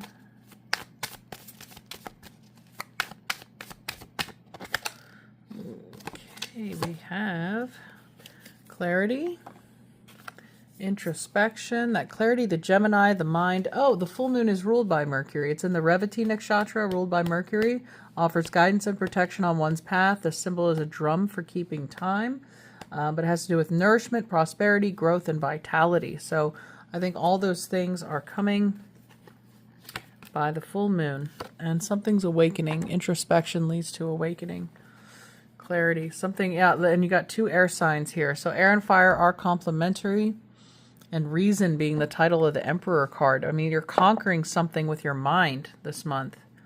Solving some problem, mental problem, or a puzzle, or by thinking outside of the box, by being different. And that's what makes you stand out from everybody else. All right, let's get a rune for Leo, please. All right, we have Othala. That is the Omega rune, the end, completion. Well, the Ten of Cups is completion as well. The lunar cycle being emphasized too here, coming to a peak.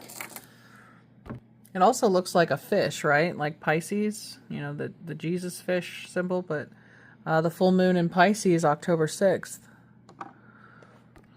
And this is the 24th rune, and Gemini had the number 24 and 42 show up a lot in their reading. Gemini showing up in your reading. So if you have strong placements in Gemini, I would highly recommend that reading. Or you could be dealing with a Gemini. Okay, so I like that Othala came out because it's called ancestral property, right? And the Ten of Cups typically depicts a family holding hands under the rainbow, and it actually rules the last 10 degrees of the sign of Pisces, and that's where this full moon's taking place, 20 to 30 degrees Pisces. So there's something about ancestral land, inheritance, generational wealth, comfort, and protection, something that is lasting longer than, you know, your own lifetime. So this could be like your reputation or whatever discovery that you made. So Othala is the clan stronghold, a sacred enclosure, the spiritual heritage or inalienable inherited qualities of a clan or family. This rune governs wise management of resources and the prosperity of the family. It's the rune of kinship. So this rune may refer to an individual's family, whether physical or spiritual, and place in his community. It may indicate living conditions, finding a house or congenial roommates, for example. It could also refer to finding an affinity group or establishing a relationship to the land. Identifies its meaning as a building or land, a person's house or family home. An inheritance or legacy, inherited psychological or physical traits, work.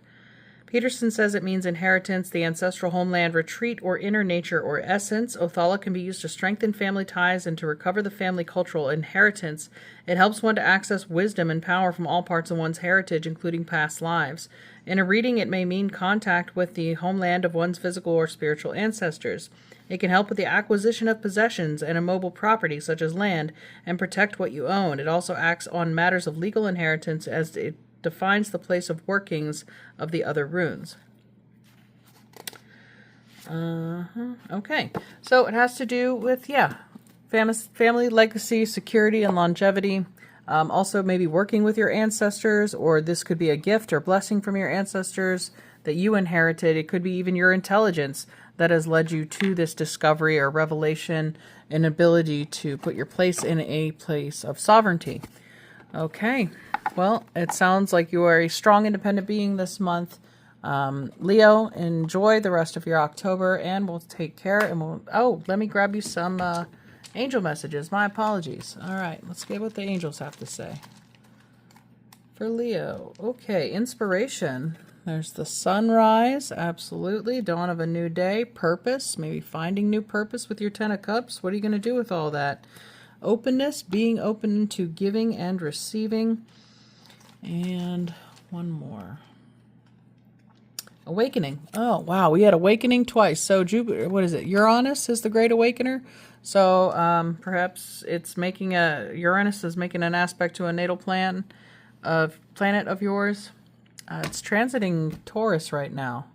So, yeah, see how that might be affecting you. But it's the unexpected, and it's awakening you, and it looks like your community or your family.